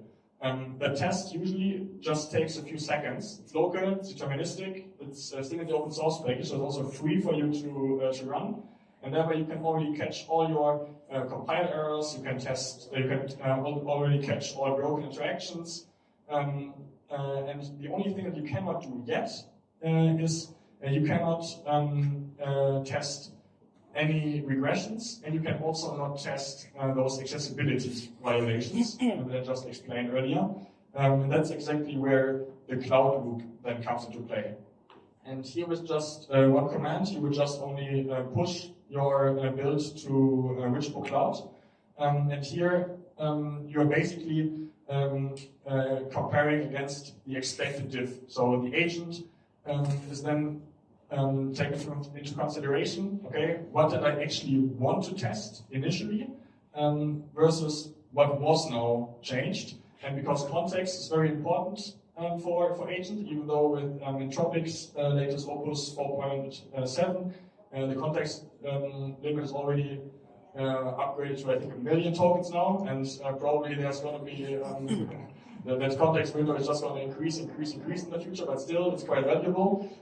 So we would not give you the entire tree, but we would really give you only the difference here. And then you could just easily read as an agent what exactly was changed. And the agent would then easily understand the delta that we produced. And with that diff, we also run automatically accessibility tests. And one of those tests is just the very usual WCAG standards that we need to comply with. And because Widgetbook has this Flutter test integration possibility for you, you can run the very common Flutter meet guidelines that is already produced, that is already built by the Flutter team, and we are in good touch with the team, and they have it on the roadmap this year to extend that API more and more, so that not only the tests that are currently included can be tested, but that you end up having, in the end, a full accessibility test suite. Again, open source, free to use for everyone, and you can just integrate that with Widgetbook. And on top of that, and that is then something that we would only offer with the cloud, we have an intent judge. And that intent judge would not only catch, or would not only find out if you have a label set or no, but also if the intent is actually matched. Because we introduced a new documentation feature to Widgetbook, where you or your agent is able to document exactly how a certain component, how a certain screen is intended to be used. And the intent judge would then compare if that intent that we defined matches the actual outcome of that semantic tree. And with that, the agent can then just fix itself. So in our case, it would catch that the theme token wasn't used. It would catch that the spacing token wasn't properly used, and it would also catch that the semantic label, even though it was set wrongly, and then the agent would fix itself before it would then be passed to the human. So we would then be able to have all tests green. It takes a matter of seconds, and then it would be ready for a human review. For anyone that's already familiar with Widgetbook Cloud, you can then easily compare all your visual changes. Nice overview where we see on the left side, that's how it looked before, whereas on the right, that's how it looks now. And you get a summary of what happened, and then you can finally decide, okay, perfect, I approve the changes, and only then my pull request would turn green, so I can then merge whatever Git tool you're using, be it GitHub, GitLab, Azure DevOps, Bitbucket, you name it, so that the human can then easily verify what the agent built. To sum it up, we had 3 bugs. I said nobody found them. Rodrigo found one. Another was already assumed correctly. Maybe there were more issues in the widget. Initially, we have many experts here in the audience. But today, the agents will be able to find them, and tomorrow they won't make it into your code anymore. Again, to recap the workflow here, we had 3 verifier signals here. So we start with the foundation, where we're using the skill that prevents us to not use any design system styles or components. Then we have a local loop that ensures that we do self-healing on all our functional and syntactic issues. And then we have a cloud loop that ensures we don't have any unexpected visual regressions or accessibility regressions. And afterwards, we would have a human review to ensure what the agent produced actually makes sense to us. If you want to get started with that, let me know. I'll be here today, I'll be there tomorrow.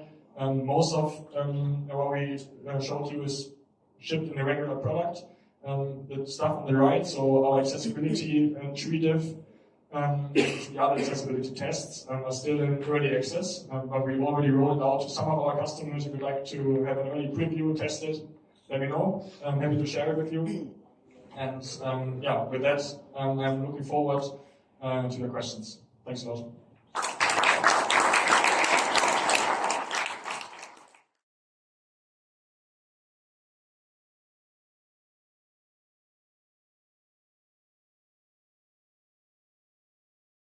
Hello everyone. So, how are you doing? Hopefully everything went amazing. Did you like all the talks? Actually, I was not in the talk, so you can also tell me if the talks were good, bad. So, what are we talking about today? So, we have the introduction, of course. So I'm gonna skip it. I'm gonna skip all the agenda, but basically we're gonna talk why we are using UWB. I'm gonna try to be really quick, because this session was supposed to be 1 hour. And then suddenly I was surprised it was 30 minutes, so I had to compromise it a little bit. I did give also this session in the Flutterconf last year in Berlin, so it's also recorded, so you can have, I mean, this is actually V2, this is more updated. But yeah, in case that you are missing something, you need to repeat something, you can get it from YouTube, okay? Yeah. Cool. Then, first of all, who am I? So, my name is Ahmed Hamdan, however you can pronounce it, it's good. I have different pronunciations. I'm the Flutter unit head of Mayo. Mayo is a German company, it's a consultant company, I'm going to talk about them, with the spoiler alert. I'm also the former RCP. RCP stands for Remote Control Parking, this is what we are actually going to talk about it a lot, in BMW.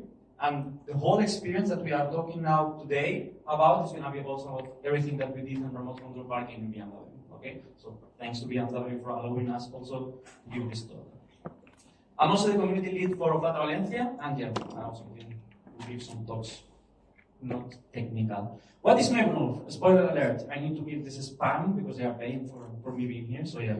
Mayo is a German company, it's a German consultant company. We've been actually founded in 1989. Is this recorded? Yeah. Oh, I can listen now. Okay.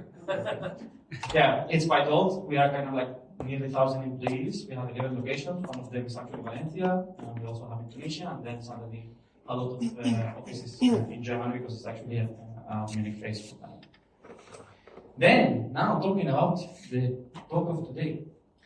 What is ultra-wideband? Who actually heard about ultra-wideband before? Okay, then today my task is a little bit difficult. So, ultra-wideband is basically just, if you imagine wireless, Bluetooth, it's exactly the same, but it has a different solution, let's say. So basically it's an antenna that can also provide direction, and it's basically short-range antenna that gives a very good pulse. This is why actually the name comes from, the ultra-wideband. It has a lot of bandwidth, so it allows us actually to send more information, and this information is really precise. So it gives us really precise centimeter, and you're going to see it then later in the demo, if it works. You're going to see the precision that it gives of centimeter light, okay? It worked. Worked. Normally, actually in your day-to-day life, you also use it. For example, if you use Find My on the Apple or basically also on Google, they have it. This basically is also UWB. Because your mobile phones, most of the mobile phones has UWB. Also, I was surprised about this actually. I didn't know that there is a big market for it. It's in smart factories. In all of the smart factories, they use it a lot because they need precise to know actually where the machine is to give it a special command. It's really, really used there, and they spending some money there. And of course, another spam, of course, it's also used in BMW. Okay. How and why? Like I was mentioning, so the good thing about ultra-wideband, that if you compare it to Wi-Fi, if you compare it to Bluetooth, it gives these short signals. And these short signals is being calculated, time of arrival. So for example, if you want to calculate in Wi-Fi where the actual user is, if I'm going to calculate from here to there, the way that Wi-Fi calculates is how the strength the signal is. So for example, that is not really accurate. It's also the same that Bluetooth does, but there are also some other methodologies. In ultra-wideband, it's not like that. In ultra-wideband, they calculate the time of flight, how actually long it took to get to the other user. Then this is why it's really good and really precise in that sense. Also the problem, let's say, that one of the problems that we have in iOS is that it's really different from Android. This is why we're talking today also about mobiles and how we can have it also on Flutter. The thing in iOS is that you actually need to calibrate it. It's calibration movement. What does it mean, calibration movement? Is that you need to a little bit to move it so it can get the antenna of the UWB. Okay? Then, if we want to compare a little bit about UWB, Bluetooth, and Wi-Fi, when we should use each one of them. So BLE, Bluetooth Low Energy, everyone used here Bluetooth Low Energy, yes? Ooh, okay. Then BLE is actually more cheap and actually it doesn't consume that much battery. Normally you can have it in the background, actually there is not much, there is limitation of course, Apple always has a limitation, but there is not much limitation as other technologies. There is other technologies like we were mentioning now, Wi-Fi and UWB, which is really restricted. So you even sometimes have some session that you can do like, I think 90 seconds or 60 seconds. It's not documented very well, okay? So basically BLE answers to the question like, who is where, okay? Who is here? So basically if we want to ask, do we have devices here connected? And Bluetooth will answer that question. Yeah, we have 17 devices connected. But it will not answer where is these people actually. Like who's at the left, who's at the right, who's up. And this is what UW can answer, okay? Where exactly are they? And of course Wi-Fi, but normally it's not being that much used. Wi-Fi is more to send real big chunks of data. So whenever you need really big chunks of data to be sent, that's when we use Wi-Fi. Cool. Then, how actually, we're gonna see a practice, how actually they work together, because this whole talk is about how we actually manage some time, and especially, for example, for the UW session, how we manage to use Bluetooth with UWB, and why do we need even Bluetooth for that. So first of all, for the step of discovery, we are now talking about the steps that we need to do a ranging session of UWB, okay? For the staging and this whole discovery process, if you do it with UWB, it can be done. But it's really, as I was mentioning, it consumes battery, it consumes energy. It's not that good for actually detecting who's the peers that you can connect with. So normally all of this discovery is being done on Bluetooth, okay? Then you can also do it with Wi-Fi direct. Some of the people are doing without Wi-Fi direct, but that's not the best example to do it, because again, it consumes battery. Some examples of that actually AirDrop, if you use AirDrop or anything similar. For example, it tries to detect who is the peers that is nearby. It discovers all the devices that we have, and then whenever you see that the contacts change of position, this is actually thanks to UWB. It sees who of these devices actually is closest to you. So this is why it arrives like a first contact. Okay. Then the second step will be the capability handshake, and the capability handshake it depends a lot on the UWB. It's only the UWB. So before any UWB session we actually open, we must agree on the keys that we are gonna exchange. Okay, we need to exchange this kind of tokens first. But we have different roles in UWB. So there is the role that you can be peer-to-peer. So basically both of them are talking to each other, like if they are on the same A level. And we have also the profile. For example, we use this a lot when we are the accessory mode, when we are doing, for example, AirTag.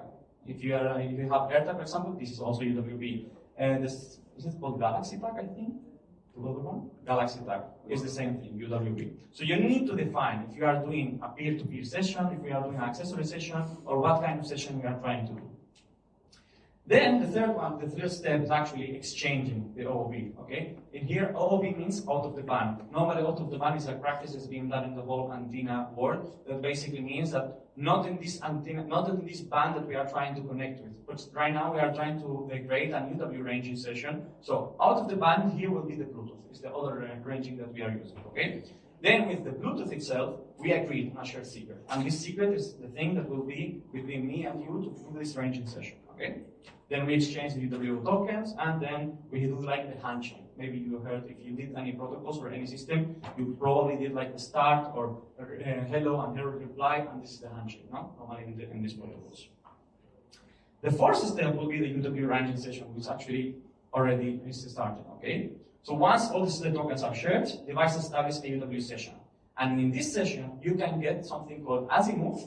Azimuth I will translate it to right and left. So basically it gives you a direction of right and left. That's azimuth, okay? And elevation, up and down. I try to make it very simple. So you will get all of this information from the UWB because the antenna. So I don't know if I write it down here. Something that I find like really techy and I love it is how actually UWB detects the angle. For example, if you actually send a signal, what UWB does to know if you are like, I don't know, 10 degrees before, and the azimuth is 10 degrees, for example, It has 3 antennas, 3 different antennas, depends on, of course, on the components. Some components doesn't have it, or some UWBs are really old, and some are CAF, but the iOS system, for example. And in that case, if it detects the antenna, it has one longer than the other, then it detects, okay, how far did actually took time, like the time that it took to actually get to this antenna, then to the other one. Then of course, if they compare the time that it took to this antenna and to the other one, then yeah, okay, this is the angle that it corresponds. Okay, did you get it, or is that too difficult? Yeah. Understandable. Yes. And again, session is short-lived, so normally the UWB registration is not for that. So, what's the problem of Flutter? Now going back to Flutter, we have a lot of plugins in Flutter. This is really good. We have a lot of packages in Flutter. We have the Bluetooth, where you can do anything related to Bluetooth stuff. We have the Wi-Fi Direct plugin, but we didn't have another UWB plugin. No, we already have Flutter UWB. Okay, I created this package, and it has some functions. Actually, the whole idea was that I've seen that a lot of big companies, they have their own packages, but there is none for the community. So normally, even people like BMW or other companies, we have our own packages, and we have also the CCC and all of the conventions that we actually create for us and from the operating system themselves, from Apple and from Google. They are agreed into a convention, and we work with that convention. But there is nothing if you want to actually try it out, this UWB, I'm going to do it, okay? So yeah, it has a lot of functions. Yeah, take a look at the time. It has a lot of functions, you can check it. This is the QR code if you want to check the package. Actually, it was released recently, and I'm going to explain why I took some time to release it. Cool. Then, let's go to the live demo, probably the thing that we are most excited about here. Hopefully, it works.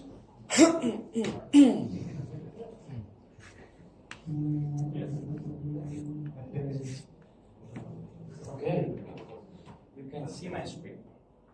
So this app that I'm showing right here is the same app that you will get if you download the package, is the example now, okay?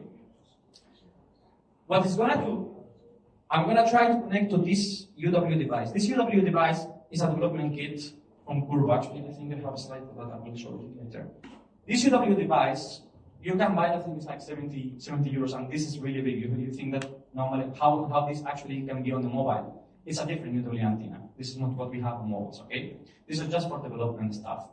But this is kind of like everywhere. So if you want to imagine like this is a car, this can be a car, because actually the antenna will be like that, okay? So what we want to do is, in this UWB, if we connect from the mobile, this is an iPhone 12, and iPhone 12 has the U1 chip. There is the U1 chip, which is the UWB chip, and there is a U2 chip, okay? And this is the old one, let's say it that way. But the old one is good, and this is why I'm testing with this one, because it's not capped. In the U2, for some reason, in the iPhone 15 and the iPhone 16, Apple decided to cap the angle, so you can't see the angle. I have the iPhone here, but you can't see the angle, okay? You will receive the information, and you can see it on the back, but you will not be able to actually get the angle. Don't ask for Apple. This is Apple. I mean, I'm going to say why later. Okay, so what we want to do is, this is an example also, whenever you download the package, you will see it. We want to start ranging, and then with the Bluetooth now, we are seeing all of the peers. Of course, right now we only have one peer, okay, which is the device. And what it's doing in the background is setting up this as an accessory, because we told that there is different peers, no? Peer-to-peer, where we actually talk from phone to phone. This will be peer-to-peer, which is also supported, but I couldn't do it here in the desk. I need 3 phones here. And it's also supported, so you can connect an iPhone to another iPhone, so you don't need this chip, okay? If you want to do it, or you want to test it at home, if you have 2 iPhones, then you can do it also, okay? Now we're setting up this, and it's saying, okay, there is an accessory. I'm a UWB accessory. You can connect to me. And all of this discovery is being done on Bluetooth. But now, when I want to do this pair and range, what is happening is that now it's exchanging the keys, okay? Now we have, it's working. Do it. Live demos. I would like live demos.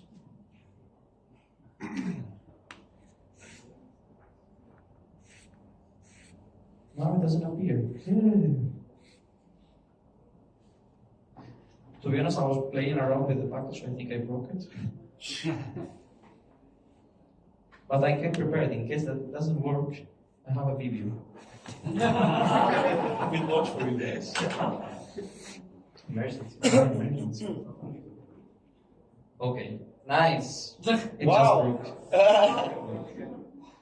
I'm gonna test something. It works or not. Give me just 1 second because we have to see it. I tried to work on my computer. Yeah, I swear it worked on my phone. This is a disaster.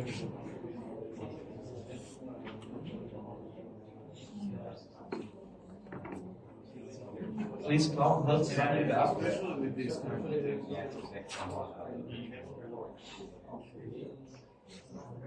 We're having fun doing live video. Yeah.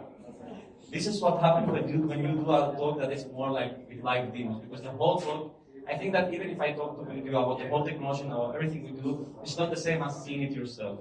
To be honest. Even Cloud is saying, yeah, I have an stupid book and I can't run it right now.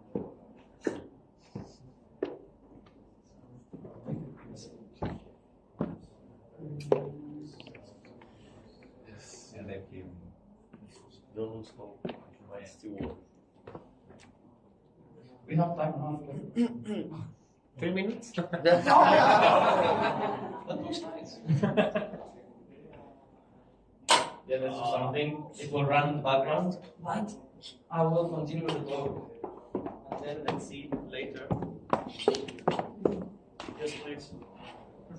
Don't do the live demos, guys. Don't do it. Never do it.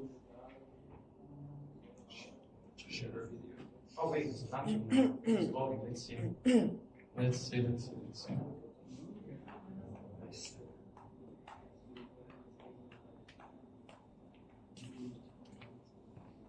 Come on, Claude. Am I the only one that now I've run everything with Claude also? Okay, let's start ranging.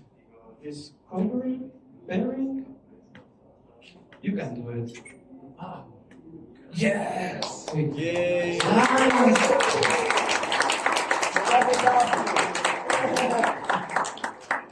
You can see actually how accurate it is, and this is what I wanted to also show you. Of course, the arrow moves really cool. Right? I try to do the same experience as Apple, but yeah, of course, I can do it in 1 day. But yeah, if you can see here, we have the distance, which is actually really accurate. It's centimeter-based distance, so whenever I move closer, we will have the distance changing. And you can see how actually also the elevation is accurate. So that no, that was not accurate. But yeah, how the elevation and azimuth is actually accurate. And we use it a lot. Now coming back to my talk. We use it a lot in other contexts. So, for example, requirements, I'm not going to talk about requirements. My setup, I'm not going to talk about setup. Is the status, we are going to talk about RCP. I'm not going to back to maybe the cool stuff.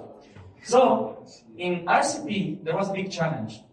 I'm going to talk about this is in the background. There was a big challenge. So, we had the challenge that we need to make sure that whenever we create a connection, because all of the commands that we send to the vehicle is being done by Bluetooth. So, no problem there. But how can we know that actually the user is really close? We wanted to make a security range of 6 meters. So you only can connect to your mobile, to your car by your mobile in 6 meters. And of course, Bluetooth is not really accurate. So what we did was actually with UWB, we now calculated how far you are from the ranging, with the RTE ranging as we call it. Then later, thanks to UWB, of course, and thanks to Bluetooth, we can send commands. Most of the commands that you can see here is actually public announced, which is car key API. If you want to see it, you can see it there. And yeah, you can then successfully park your car with your mobile. Wow. Of course, you're going to use it every day. Lessons learned. Of course, I talk about these things. Maybe the most important thing is the cross-code as experiment. Do I have time? Yeah. 2 minutes. The hardest. Again, don't do like demos. So, maybe you ask why it took me some time, because I think last year, if someone was in my talk last year I did give a similar talk. Why it took me some time to actually release the package. So for some reason, I don't know why, the engineers sometimes we think, why we can do this? I try to connect my Android phone to my iOS phone. So not as a peer-to-peer, because there is no way that you can do peer-to-peer with Android and iOS. I was like, but what happens if I try to fake the Android phone as if it was an accessory for iOS. Then, of course, Jerry Rig. you will need engineering again. And then I said, okay, we have Claude. We are in the agentic era. In the agentic era, everything is easy. Let's reverse engineer it. And that's what I did. I had to capture all of the real iPhone packets to actually know, because there is no protocol officially announced. There is nothing officially announced. I don't know. This 3 device that you have, that the iPhone sends, you can know what's actually the setup that you have for it. So this is why I did reverse engineering. I documented, and actually you can see it. I think there's a branch here somewhere. I didn't mention it. But if you go to the package, you can see the experiment that I did. Okay, to summarize the experiment, of course it was fucked up. But it was really working, and actually we did the via handshake, we did the UW ranging session, but then it was only something missing. Only something missing. We actually started doing some data. And don't ask me if this is important or not. I just wanted to do it as an engineer and see where is the limit. So the only thing that was missing, that they didn't propose for some reason, iOS can only send message every 2 seconds. Like the time base is every 2 seconds. And in Android, you can send it every 1 or 2 seconds. It's a coincidence. It's not something that they didn't propose. No, it's just coincidence. So of course, there is no way that I can connect an Android device with an iOS device for now, because I'm going to change it later.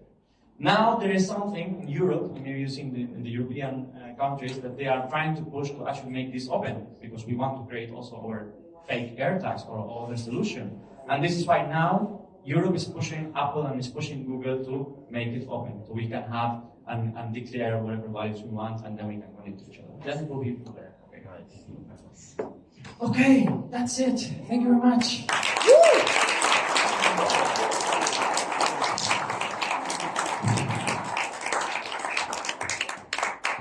Actually, from all the talks that I did in my life, this is actually the hardest one today. We love to put pressure on people. Thank you so much, Ahmed. I think we have like 3 minutes for questions. Guys, here we we need to give away stuff, so yeah. Don't ask me why I did reverse engineering. I just wanted to. Questions? There? I'm interested in Apple's APIs available for this. How is this limited, and how do you make a device discoverable by an Apple device? So discoverable is something else, because we make it discoverable by Bluetooth, but then connecting to UW ranging is based on nearby. There is a package called nearby, and we connect through that. Okay? And it's really limited only to the Apple vendors. So right now, the package allows you to connect Android to Android, iOS to iOS, iOS to accessory, and soon, very soon, Android to accessory also. Okay? But if you want anything related to Apple world, it's really covered. There is something called the FIRA protocol, which is like the protocol that I agree with, and then most of the accessories are actually running on the FIRA protocol. And all of the accessories, for example, that you buy this Turbo, for example, I think there is another company called MX. They are based on that companies, and they have already. Okay, something that I wanted to say off the record, but I will say it. Okay. Why Apple is doing this? So it's selling to this company the AI. And so basically, it's what was the abbreviation for? Application for iPhone or something like that, and they sell these licenses to that companies. This is why we don't have the protocols. This is why the protocols is not open. So only these companies that are allowed by Apple to actually have this protocol, they know what actually there is a protocol to connect to a UWE session between Apple and other. Okay, this is why I have to engineering to try to do it. And actually, I managed to get that 35 packets, but still the limit of the time was not possible. Any more questions? Yep.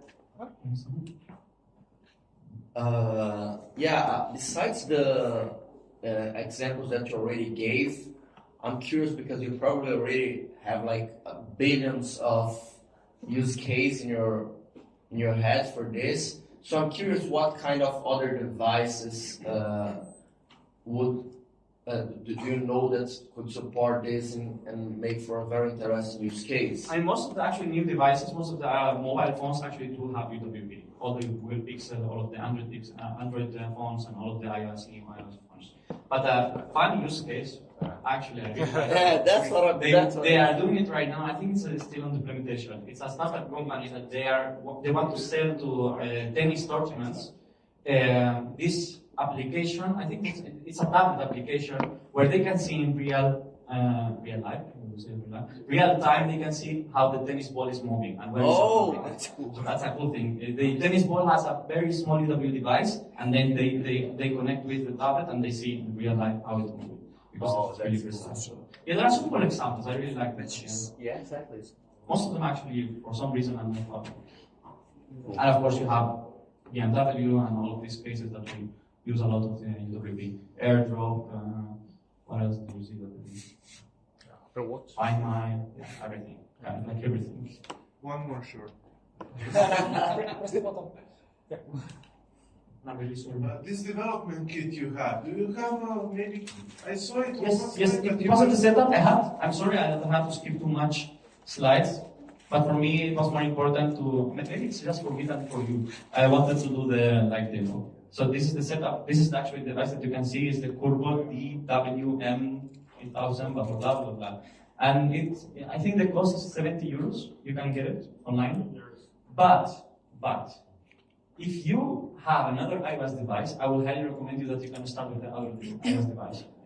From your friend, from your girlfriend, from anyone, you can get the device and then test with it. Because it's really fun also to test with it, to be honest. Another question?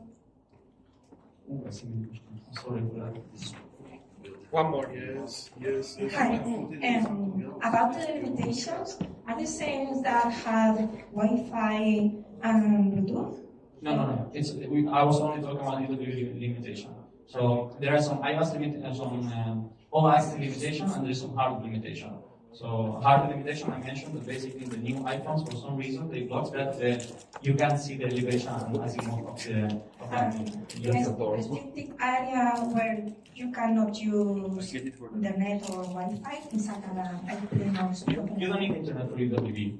You don't need neither internet, neither Wi-Fi. It's a separate antenna. This is the antenna actually.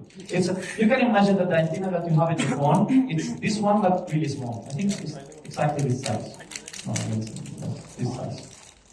And nowadays the only use is to set where is your device. But that's the main use actually.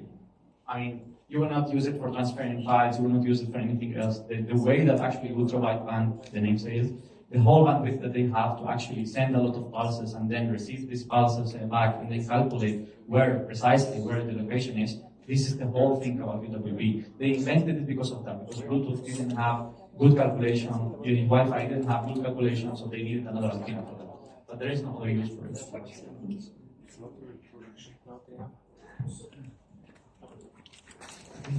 Thank you very much. A big applause again. Thank you so much. We have to hopefully choose the best question.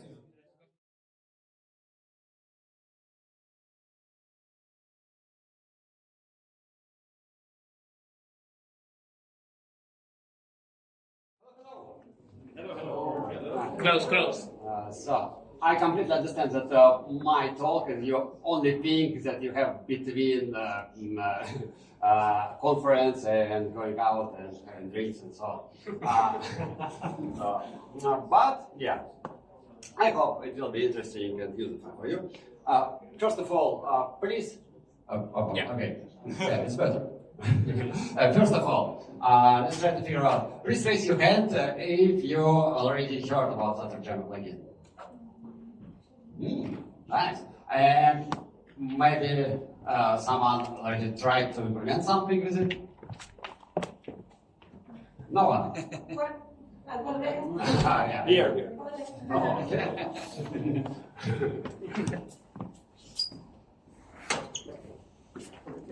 I should use both? Yeah. Okay.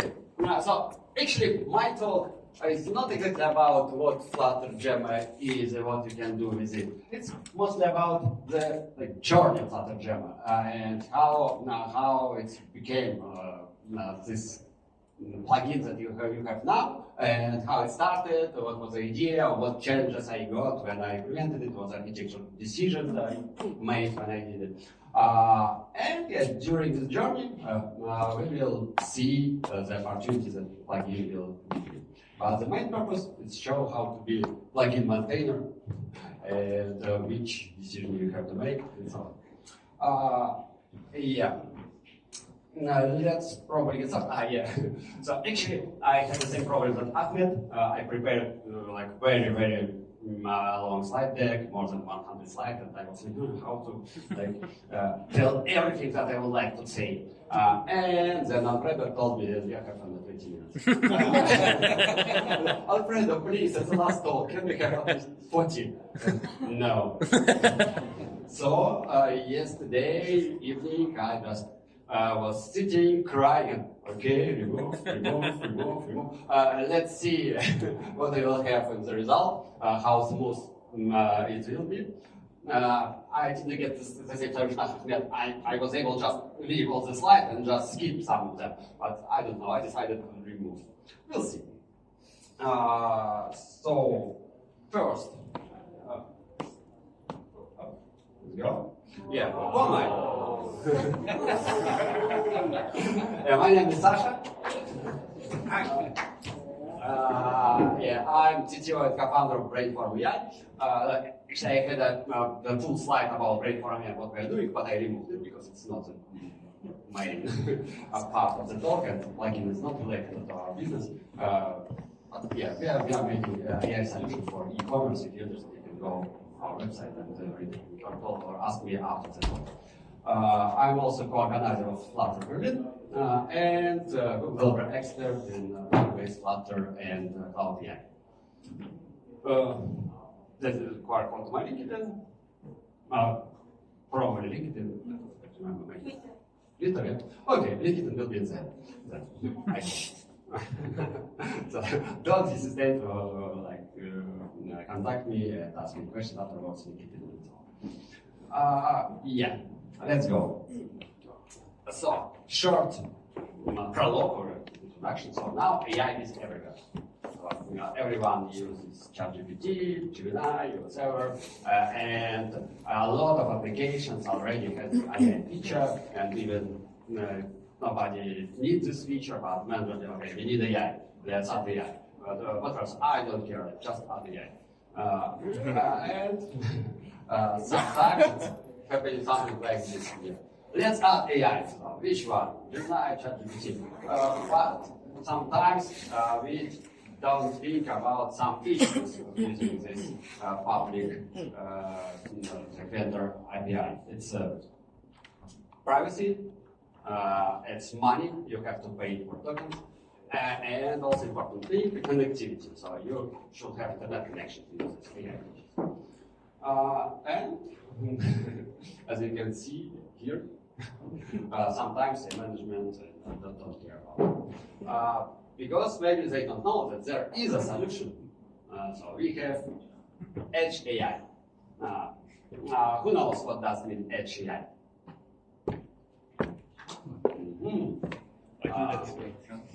Who can tell me? Like in 2 words. It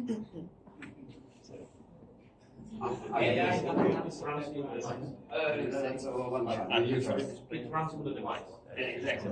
So I have. Who answered it? Who answered it? This guy. Do you already have it? I have software. Okay. Wow. Wow. So actually, you see. Yes. So it's actually it's AI that you can run exactly as the device. So everything depends on how powerful this device, how much memory it has. So you don't relate it to power of some on cloud. It's everything on your device. And now, I would say everything is moving to this direction because it's like big part of AI. People and businesses who really care about privacy, about income, started to look into this direction. And a lot of, I would say, things helped. Some models became smaller and more effective. So a lot of new architectures are coming that improve these HAI capabilities. Frameworks became more mature and strong that created specifically for HAI. And of course, hardware. Let's go step by step. So, models. Now, take a look at just last year. Small LM free, Gemma free 270. It's very small model, but you can use the device. Quen, and recently Gemma 4 is one of the best open models of HAI. So, and it's better and better, more powerful and more powerful every month. What else? Architectures. So it's not just transformers anymore. It's a mix of extras like in Gemma or Liquid AI is a specific architecture of models for running of HAI, or Spike AI. So people are thinking about how to improve capabilities of HAI. What else? Hardware. So new mobile phones, all of them, I mean, high-end devices, of course, contain GPUs, not only GPUs, but NPUs and GPUs that are specifically to support Edge AI. And last but not least, frameworks. So for frameworks also improving. A lot of startups already work in this direction, like Cactus SDK, Zeti, and of course Google's Lighter LM. And the next is my favorite joke, specifically the Flutter conference. Please raise your hand if you're a Flutter developer. The surprise. So, because I'm a really big fan of Flutter, and I love it. Yeah, so me, also, Flutter developer. I'm probably only one Flutter developer in the world who has this dash head. Oh, cute. Oh, hello, my name is Dash. Hello, brother. Yeah. So for Flutter developers, what do we have? We have Flutter Gemma. On top of frameworks, because Flutter is just framework that allows to use native frameworks. Yeah. What is Flutter Gemma? Who can tell me in short what Flutter Gemma allows to do for you? I have one more source. Yeah, please. Run Gemma in a local. On the Gemma? Using Flutter. On the Gemma? But yeah, you will break. Okay, so of course you can use Gemma. Not on the Gemma, but Gemma. Oh, sorry. Yeah. Yeah, in short terms, Flutter Gemma, it's a plugin that allows you to create AI, I would say, solutions on device locally. It's not just about running Gemma. It's much more. And let me tell you how it happened, how I got this idea to create this plugin.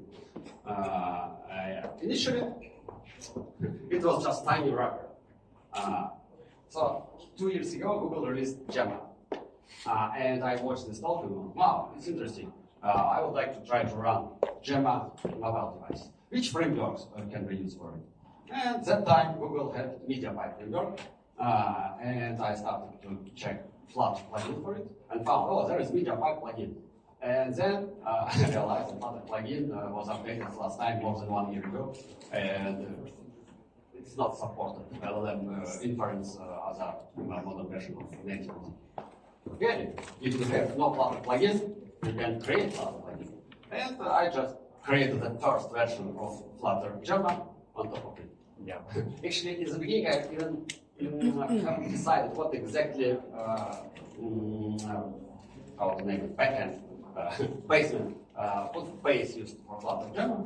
I had a choice between Llama CPP and MediaPipe. I tried to do Llama CPP. It was too much complicated. It was necessary to build the C++ code. MediaPipe has a Kotlin SDK, Swift SDK, so I can create tiny wrapper much more easily. So I took MediaPipe because of it was much more simple. And the first version of Flutterjam was just 200 lines of Dart code, 100 of Kotlin code, 80 lines of C code. And like 3 hours of work. And everything was good. So I was able to upload Gemma and run it on device. Wow, victory. That's it. And I had 2 ways how you can add model to device. You can use assets or download from internet. Assets just for debug purposes because it's not a good idea to add 1 gigabyte model to your application. Most probably it will be rejected. Who knows? I haven't tried it. Yeah. And so everything was fine, and I decided to add web. Next part, as they when web broke and everything. So actually, I had much more slides in this part. I removed what was broken and so on. But yeah, web works completely different way than native. But finally, I created this symbol. Oh, sorry, where is it? Okay, this is also demo. It should work, but something went wrong. But just chance. Don't worry. I've got some problems. First, when you use web, you not actually download the model from internet because there is no device to download. And when you just provide to your model, it's downloads under the hood during initialization. You can control it and show this progress indicator. So I added just fake progress indicator. So it just looks like it's downloaded, but it's not downloaded. It was initialized afterwards. So there was no cache. So there is a cache, but if you push reload, model should be downloaded again. And when you have size 1 gigabyte, maybe it's not a good production solution. Yeah, file system. So there is actually no file system because it's in browser. And so everything that was created for mobile was half useless for web. And I had to add 1 more part of plugin to support web. And some functionalities were just faked because for web it was not useful at all. What I have now, thanks to community actually as a plugin maintainer, community feedback, it's a really useful thing. For example, adding cache API and then switch to origin private file system. All of these ideas I got from community who tried to use this web part and come on, it's not something that can be used in reality. So I started to add these JavaScript libraries, added cache API. The cache API has limitation by size. You can't use files more than 2 gigabytes. So I added OBTS streaming for files that more than 2 gigabytes. And here kept the old one with no cache just for checking. But now Flutter Java for web works more or less good with all this improvements. So a lot of JavaScript libraries and Flutter on the top. So at that time I was working with JavaScript a lot. I implemented all these things. The next in result, I had a strong system of seeded classes that has like just interface and from different platforms, a different implementation and different type of source. You can use assets, you can use network as before, and then I had a bundle source and file source. File source, you can upload your model whatever you want, for example, using ATK for Android and just store somewhere in mobile devices and connect it using file source. And bundle source, you can bundle it to your build. Difference between assets and bundle. Assets is you can very simple add it to asset folder, but during the run, system will copy it, and you will have two models on your device because Android and iOS can't use direct memory files from asset folder. In case of bundle, I attach them directly to native system, and it's without sorting. So assets for debug, bundle for small models if you would like to add something to your build. Because if model is small enough, like 200 megabytes, like 600 megabytes, like Java 270, it's theoretically possible to add to your build. And yeah, a file source if you would like to share, for example, one model between many applications. Yeah, and solutions slowly became more and more mature from architecture perspective and become more production ready. Flutterconf is still not released version because I hope it will be more and more stable, but I know some solutions already used in production. And then game changer came. Gemma Free N. It's June 2025. It's a very powerful model from Google, and it was not only text-to-text model. It was a model that supports multilinguality, multimodality, and function calling. And multimodality, not just images, but images and audio. So I started to check how it works with MediaPipe. There was a lot of issues. For example, Google released the last version of MediaPipe for Android, but forgot to public co-pods with last version for iOS. So Android worked, iOS no. And MediaPipe didn't support audio input, only vision. So model supported, but framework no. And there was no support of function calling. I was thinking, okay, I can do nothing with audio, but I can do something with function calling because it's just algorithm. Model support, I can provide an instruction to it. And yeah. If you maintainer of plugin, don't forget this rule. No support. We can add everything. So function calling. So first version was very simple. I just took rules, inject to the model, provide for system instruction to the model, and parsed everything with Dart. So there was no native additional code. So MediaPipe did nothing about function calling. I just provided the instruction to the model and code catch result myself and parse myself. And come on, why it doesn't work? I don't know why them. Give me a second. Why you don't work?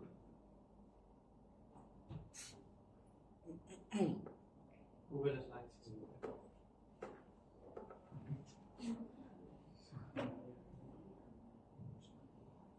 One more try. It's important. If you can, I think if you do right click when you are editing, maybe you can open the video. It's not the video, it's actually. Let's try again.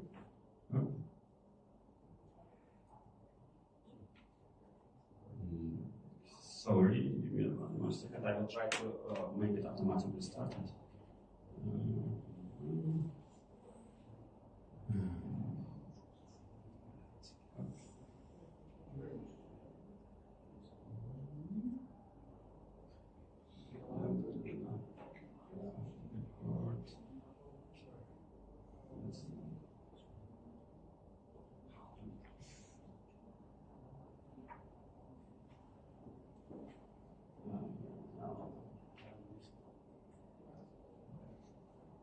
Sorry for the technical issues, but I would like to show it for you. Oh, video. Oh, the play is not the bottom. Yeah. Oh. And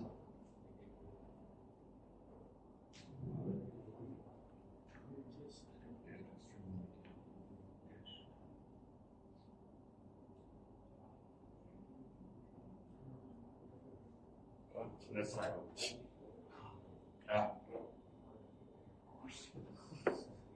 Okay.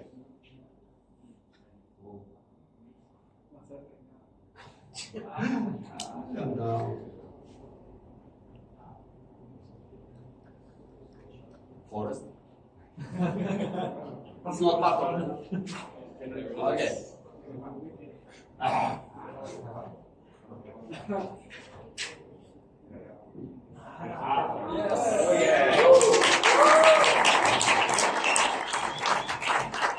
Okay, that's how function calling works.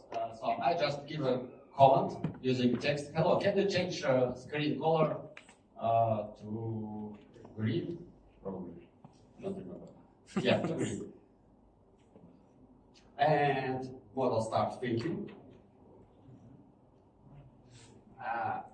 This is Gemma-free Gemma-free N. So it's a quite big model.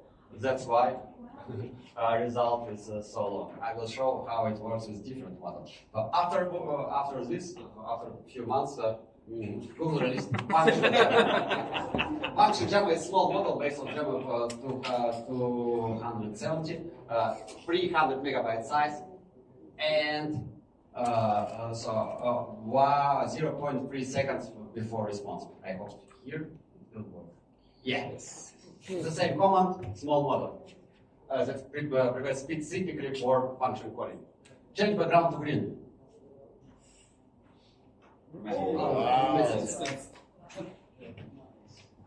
Okay, let's go faster. Then I wrote an article about this function calling, so all details you can find there. And function Gemma model, you need a little bit fine-tuned to get good result. And I prepared collabs for this. You can just follow steps and then transform them to task format for media pipe or the lighter TLM format.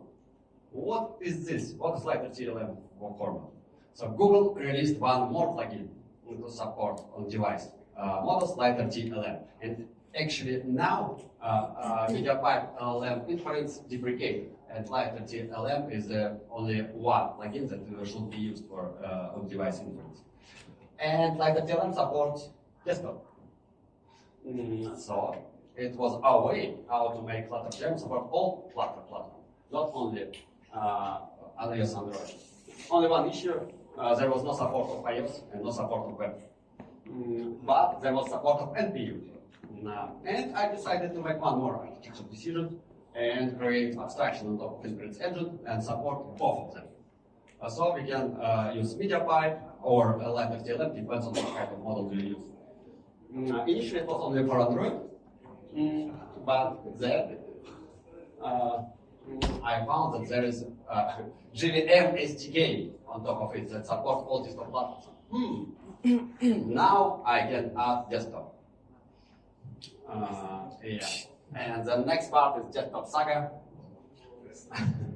I have only Mac and iOS Android as a platform developer. No Linux and no Windows. How to check that it works? I have Google Cloud. So I created virtual machines for iOS, for Windows and Linux support, checked everything, and then the result, I've got such kind of Frankenstein. So, JVM servers that were connected using gRPC to Flutter application, and finally it's really worked. So it was cold start like 15 seconds, but it worked everywhere. Then I realized one nice thing. Always. It's me. It's lighter TLM. So I did dive into C++ and actually raised a few issues for Google because some pre-built things was not actually ready. Now it works. So I was like first time tester who tested how it works, and Flutter Gemma was a kind of testing environment. And I moved everything to native assets, and now Flutter Gemma works on top of like the TLM C++ engine. So the next will be web to WASM, but like CLM does support WASM, but I'm looking forward that it will be supported. I think Google has no other way how to only add support. So after this, everything will be on C++. Yeah. So what I've got? 2 second cold start instead of 15 seconds. Oh. 1 flash instead of 3. There was no Swift SDK before. Now I have iOS support because I built it myself on top of C++. GPU plus NPU, and not wait for when Google released new version to have uploads. I just built myself on top of Mayo of Lighter TLM. And last, sorry. 1 minute. Yeah, and have you heard about RAG? Yeah, how to make online device solution without memory for models. Actually, I have one more try.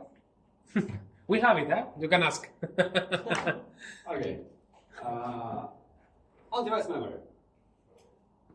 And how actually I decided to have to add it. When Google is embedding Gemma. Oh, nice new model. I need a support of it. It's for embedding. Oh, I cannot track. Yeah, and I added it. It was actually challenging a little bit. For Android, Google released AI Edge Rack SDK. It was just added and used.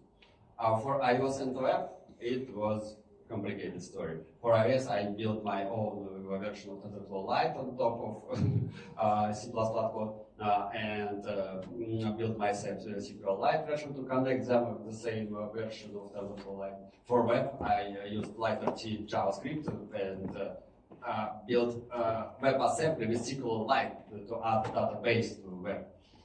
But finally, we have full solution to add on-device memory. And there is one more article with full story and full opportunities that you have using such approach. And the final one, hybrid. So on device, it's still trade-off. Models are more and more powerful, but sometimes you need more power. And you're really limited of power of your exact device. And sometimes you still need to go cloud for have more power. So we have hybrid AI approach.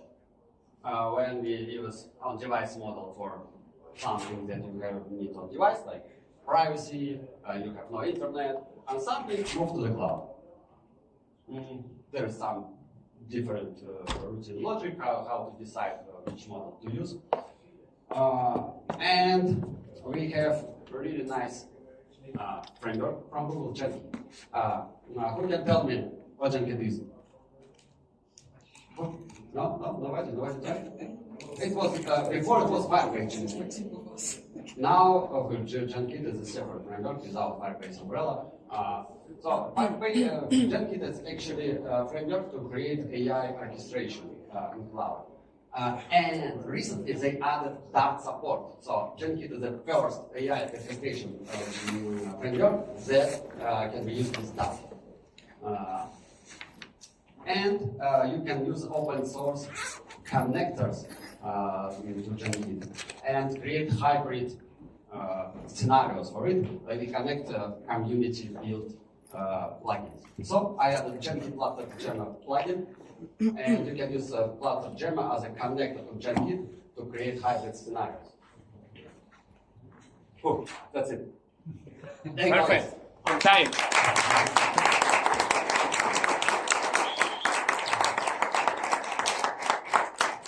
That's it. What I'll take away. I took you can read it. Because I have to run and present. Take away. Yeah, and then the final slide with a QR code to LinkedIn. Nice. Thank you.